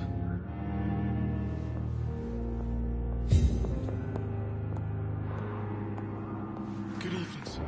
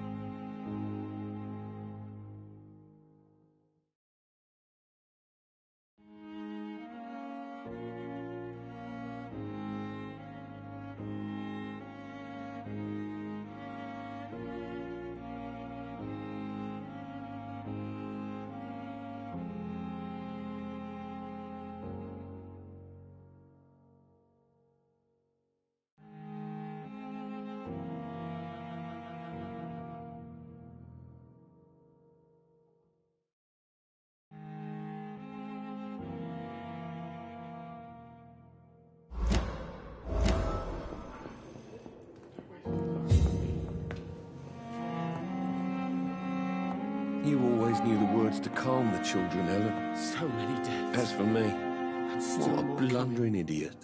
How can we be sure we're making a difference? Good evening, sir. I'm Dr. Reed. May I help you? I don't know if a third opinion is needed. Your colleagues are already arguing about my condition. I see. Would you mind telling me more about your situation? I'm Harvey Fiddick. All I want is to get me bloody arm fixed properly.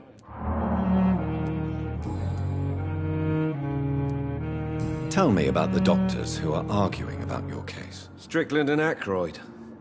They both want the best for me, but there's a lot of pride there. Doctors are no different from carpenters, it seems. What do you mean? I often had professional arguments with rivals on a building site.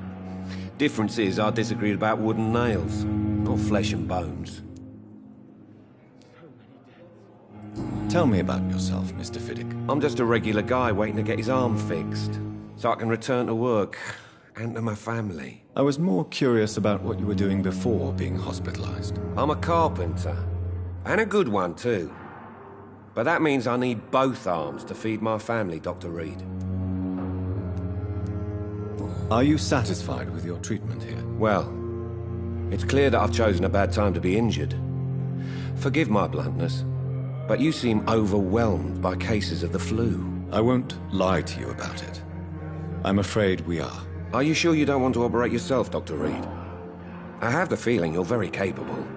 And your colleagues seem to think so too. In other circumstances, you would be right. But for now, I don't think I can take on the responsibility. My apologies.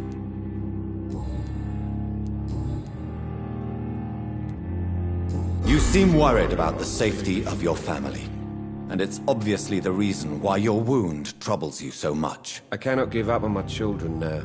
They both need me living. What about their mother, if I may ask? She died in 1915 during one of the first Zeppelin raids. We never found her body.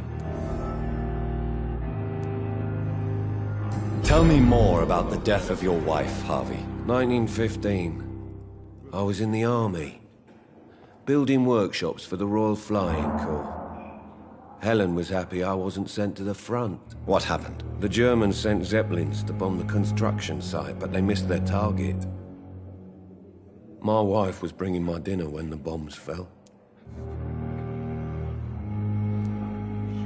How are your children after losing their mother? They were smaller then. The only good thing about this is my Helen didn't bring them with her that night. I'm sorry for your loss. So many died during the bombings. I served in France and witnessed the carnage there. I would like to say that she didn't suffer. Truth is, I have no idea. I just know that I'm all that me kids have. Poor little bleeders.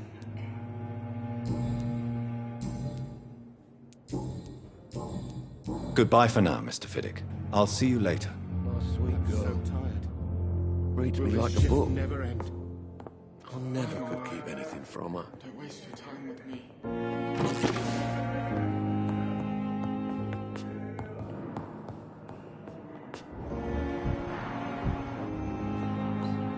But in the circumstances,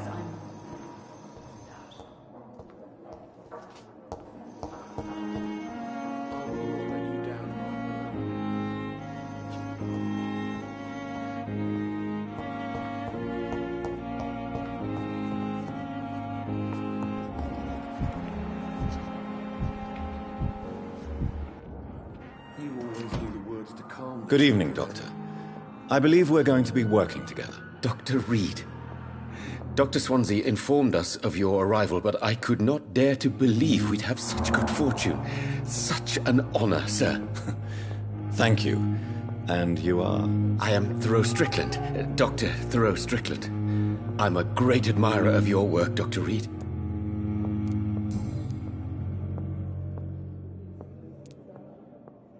Please, could you tell me something about yourself? I'm a great admirer of your work concerning blood transfusion, Dr. Reed. I run my own experiments. I'm convinced it's the future. I based my technique on my mentor's research. He helped me perfect my method. What is yours? I'd rather not talk about it. For now, it's just theories and first approach. My process is purely experimental and unsuccessful. As long as you're cautious and methodical, you may remain empty-handed, but you won't fail. You're not the first one to warn me, but I am convinced knowledge is the main weapon against the ravages of this epidemic. What made you choose to be a doctor? I'm not ashamed to admit you and your work have inspired me. I am honored to have the opportunity to work by your side.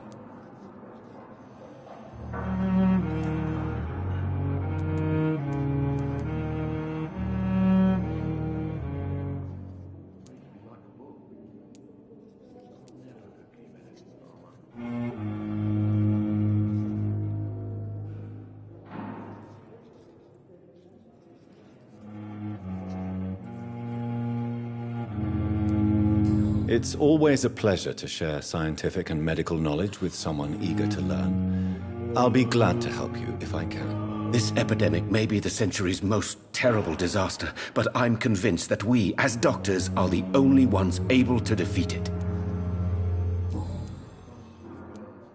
What can you tell me about the Pembroke? Well, it has always been an honor to work with Dr. Swansea.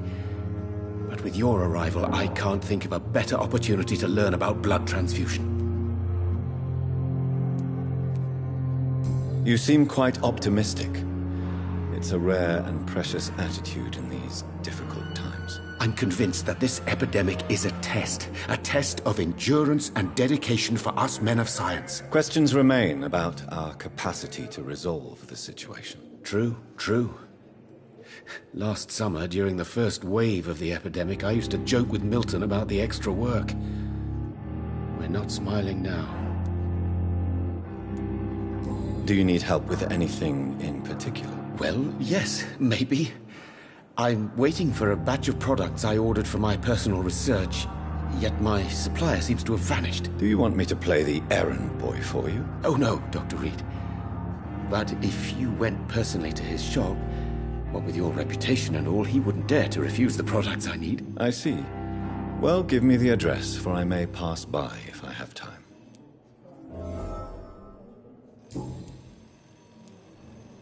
What do you think of Dr. Ackroyd's aversion to modern medical methods? It's a shame he's so narrow-minded. Dr. Swansea taught me that science is about exploring uncharted territory. I'm convinced that's true. With the influenza and all that's going on, you should put your differences aside, don't you think? Why is it so difficult to work together? I believe that if Dr. Ackroyd had been the one to discover the transfusion process, he would be the first to recommend its use. So you believe it's just a question of jealousy and pride? Dr. Ackroyd is as proud as he is blinded by his obsolete concept of medical science.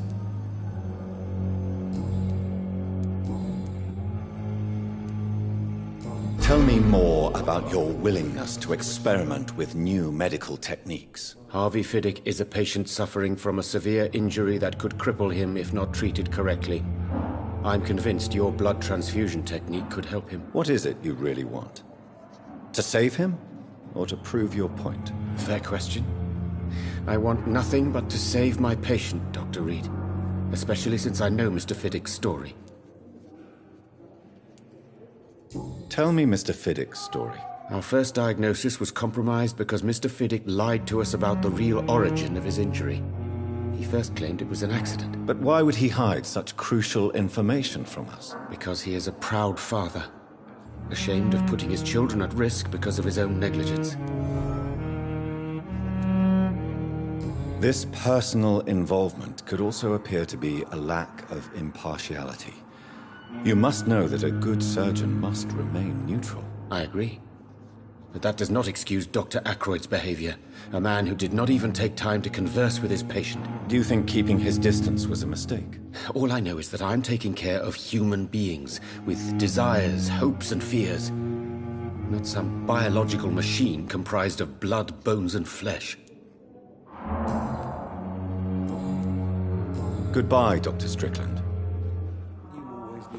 To calm the children. As for me...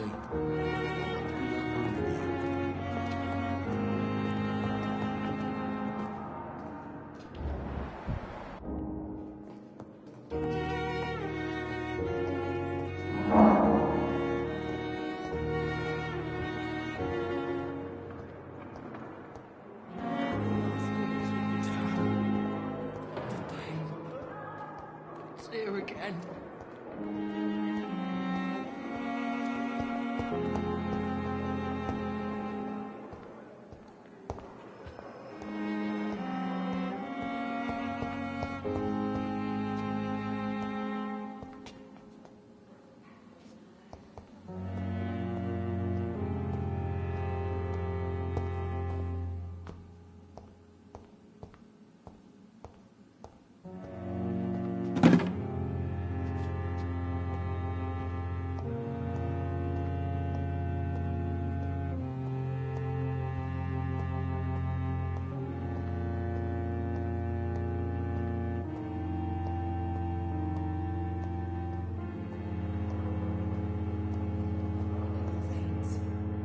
Dead flesh needs it. Oh, please spare me, Dark Queen.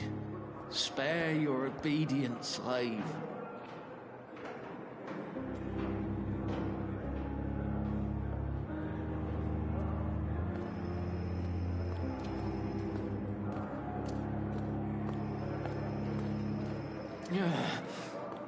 Damn. The pain. It's here again.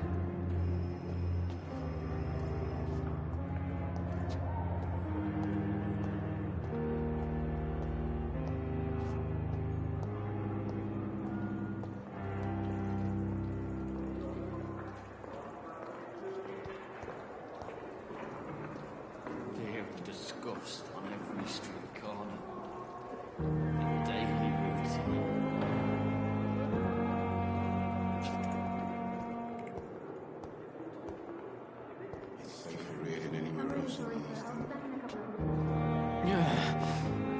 Damn. The pain. It's here again.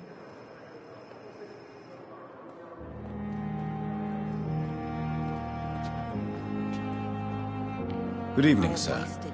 Can I help you? Unless you're here to fix my face. No. I don't think you can help me. I'm Dr. Reed. I've recently taken the position of head surgeon here. War injuries, am I right? You guessed right, Doctor. German shell took my pretty little mug right off. But they still call me Thomas Elwood. How is your stay with us, Mr. Elwood? Oh, it's bliss. I just escaped death in the trenches to be surrounded again by the moans of the dying. Can I ask you precisely why you're a patient here? It's the pain, sir. The drugs don't work. It just hurts under the scars, if you get my drift. Who is treating you? Is someone in particular looking after your case? Nobody since the old and tired doctor spoke to me. Started to think I was forgotten about. Wouldn't blame you. You don't seem worried by that. My face hurts so much more when I smile or cry. I've learned it's easier not to speak. But be assured I'm smiling inside. Can I do anything for your pain? Nurses gave me a bunch of pills. No effect. Told you. It's like the flames are under my skin, burning away.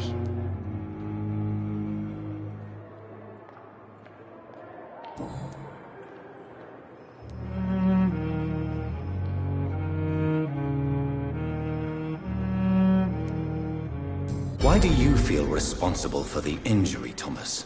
What really happened? I wasn't disfigured by any German shells. It happened during my leave. It was an accident.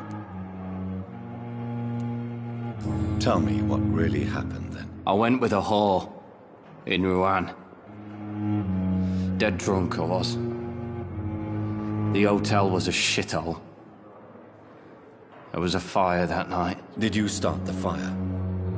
Were you trying to avoid going back to the front? That's not uncommon, you know. No.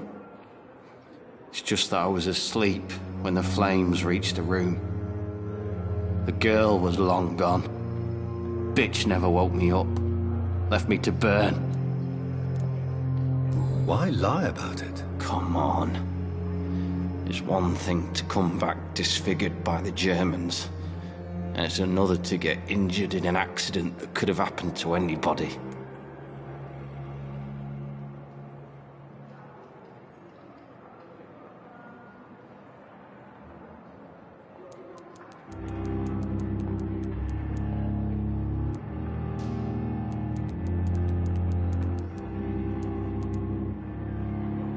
Beauty is not everything, Mr. Elwood. Says Mr. Pretty Face.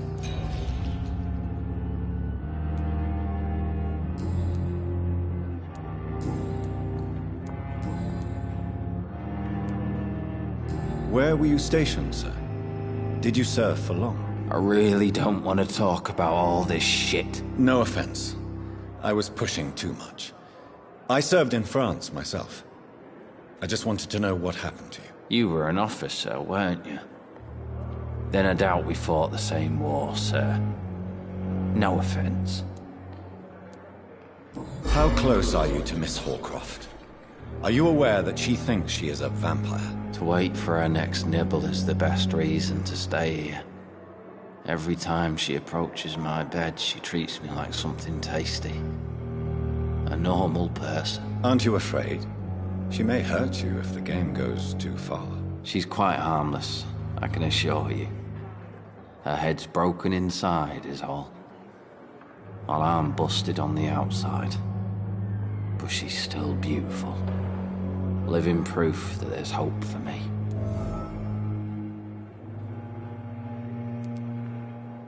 So do you let her bite you? You know that's not sanitary. And why not? She's only supping a few drops of me blood. And the pain, it's real for once. She could decide to bite less willing patients. Then it's another good reason for me to stay here, Doctor. You do realize she's mentally disturbed. It's called the Cotard syndrome. She truly believes she's a vampire. In her madness, she never refers to my scars. And frankly, if I could, I'd join her world. It seems much more fun than the real one.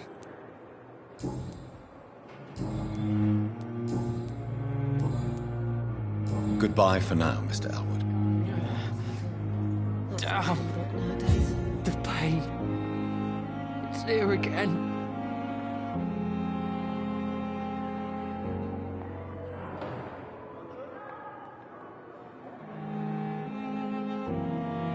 Fear and disgust on every street corner. The daily routine.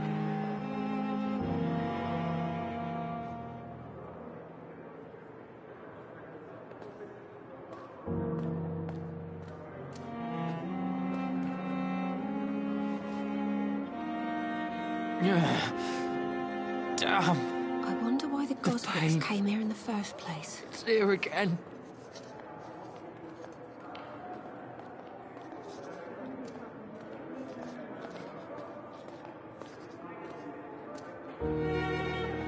So many Fear deaths. and disgust on every Not of street my own. corner. I wish I could be sick again.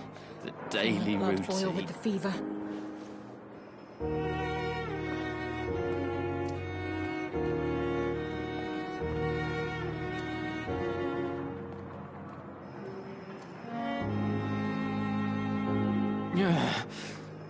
Damn.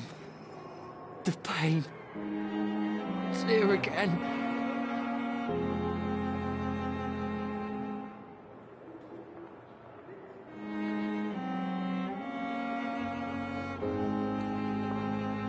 Fear and disgust on every street corner. The daily routine.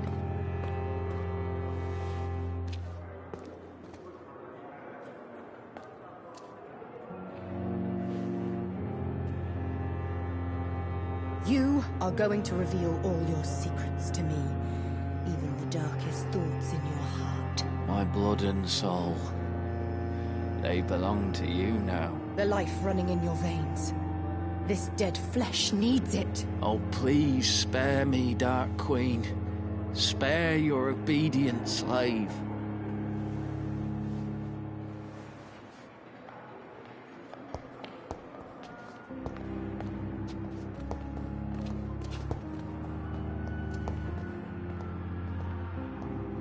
Fear and disgust on every street corner. Good evening, Mr. Hampton. How do you feel? Dr. Reed, is it? Oh, sir, I must apologize for my behavior. What do you mean? I was not myself in the factory.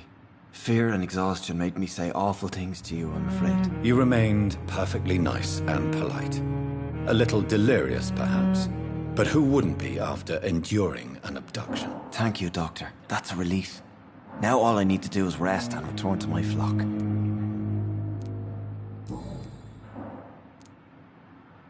How did you end up in William Bishop's den? I had received alarming news about his recent behavior. I went to his place and he refused to let me go.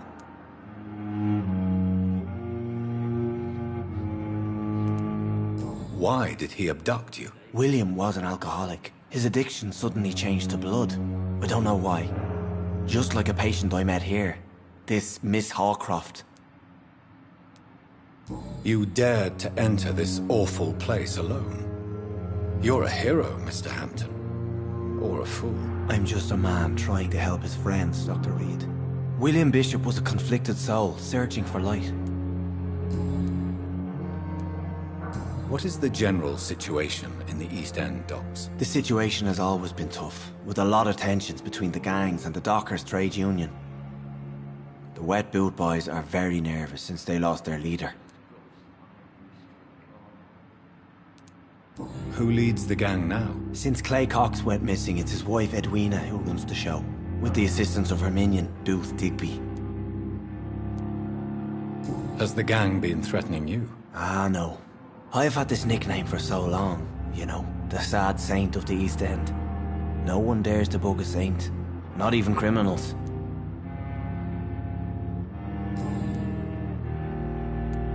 Do you know Tom Watts, the bartender from the Turtle?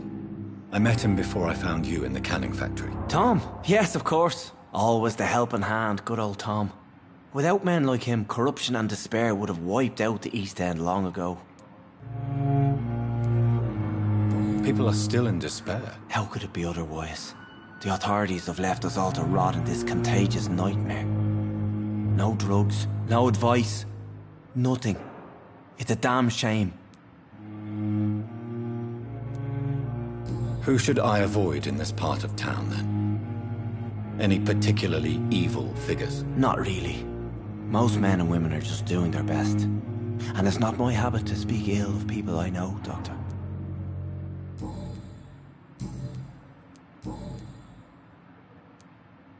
What do you do for a living, Mr. Hampton? I can't help but notice the cross around your neck. I manage a night asylum for the poor and homeless of the docks. And I try to guide the lost and hesitant on the right path to our Lord.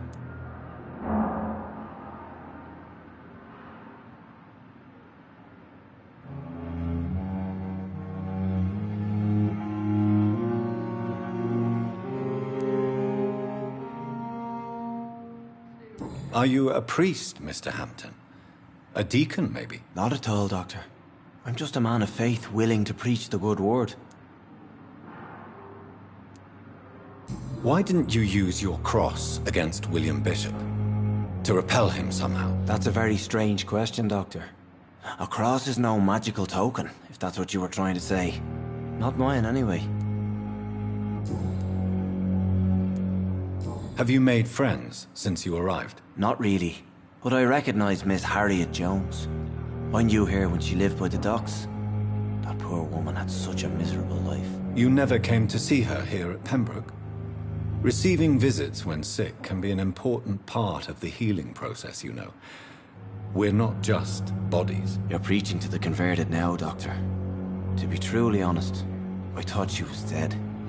She left the docks many months ago. How do you feel, Mr. Hampton? Medically speaking, I mean. I feel exhausted. Beyond exhaustion, actually. William drank so much of my blood in his madness. I feel empty. You're in good hands here. Dr. Swansea is well versed in blood transfusion, and I'm sure he'll take the best care of you. Thank you, sir. I believe all I need is rest. And then I can go back to the people who need me. Goodbye, Mr. Hampton. We'll talk again later. Fear and disgust on every street corner. The daily routine.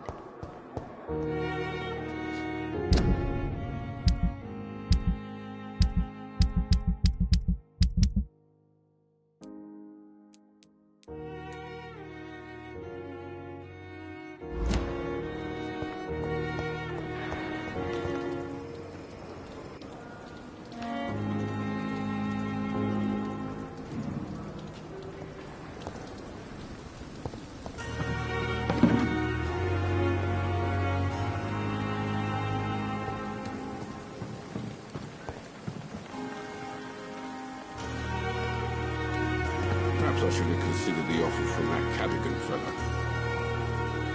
Good evening, sir. I'm Dr. Jonathan Reed. I'm new here. I've already heard about you, Dr. Reed. I'm Milton Hooks, the ambulance driver for this shithole of a hospital. That's quite a blunt introduction, Mr. Hooks. You can call me Milton. I like to speak my mind, Dr. Reed. Perk of the job. Don't judge me, and I won't judge you. I'm not sure I understand what you're talking about. Well, I'm no doctor, but I'm pretty sure a gun can't be used as a surgical instrument. You have a keen eye. I learned to shoot during the war, and have carried one ever since. Old habits die hard. No need to explain, Dr. Reed. And if you ever need a better gun, remember, I may have something for you.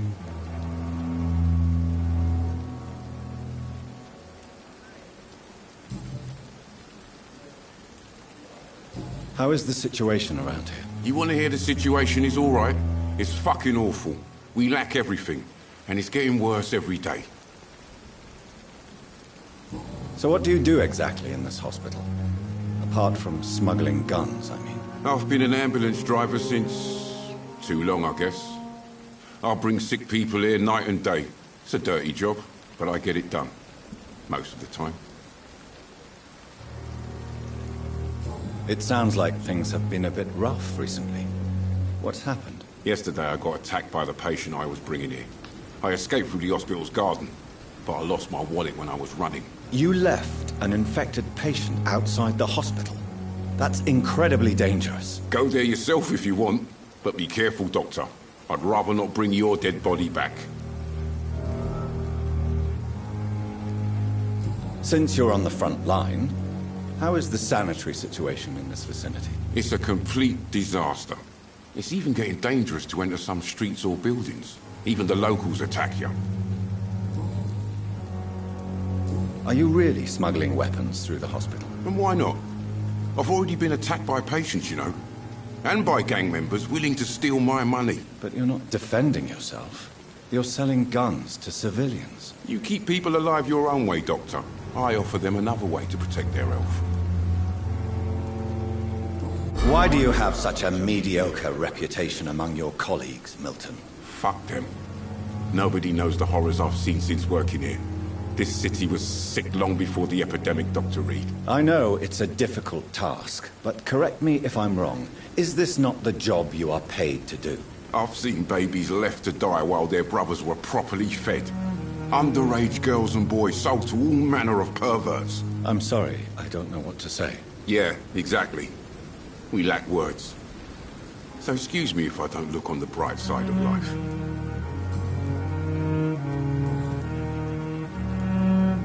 Do you know that Nurse Hawkins is thinking of leaving the hospital? That's not a surprise. We've talked about it already. Does it not bother you? Sometimes I think she may be right. We should run away while we can. Question is, where can we go? Where is it safe? Goodbye, Milton.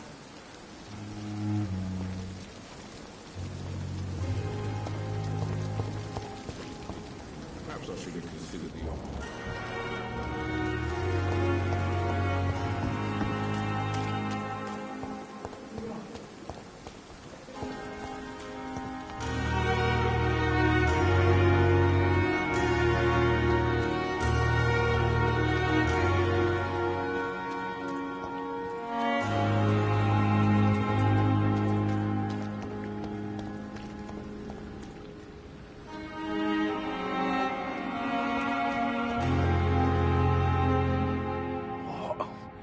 What happened?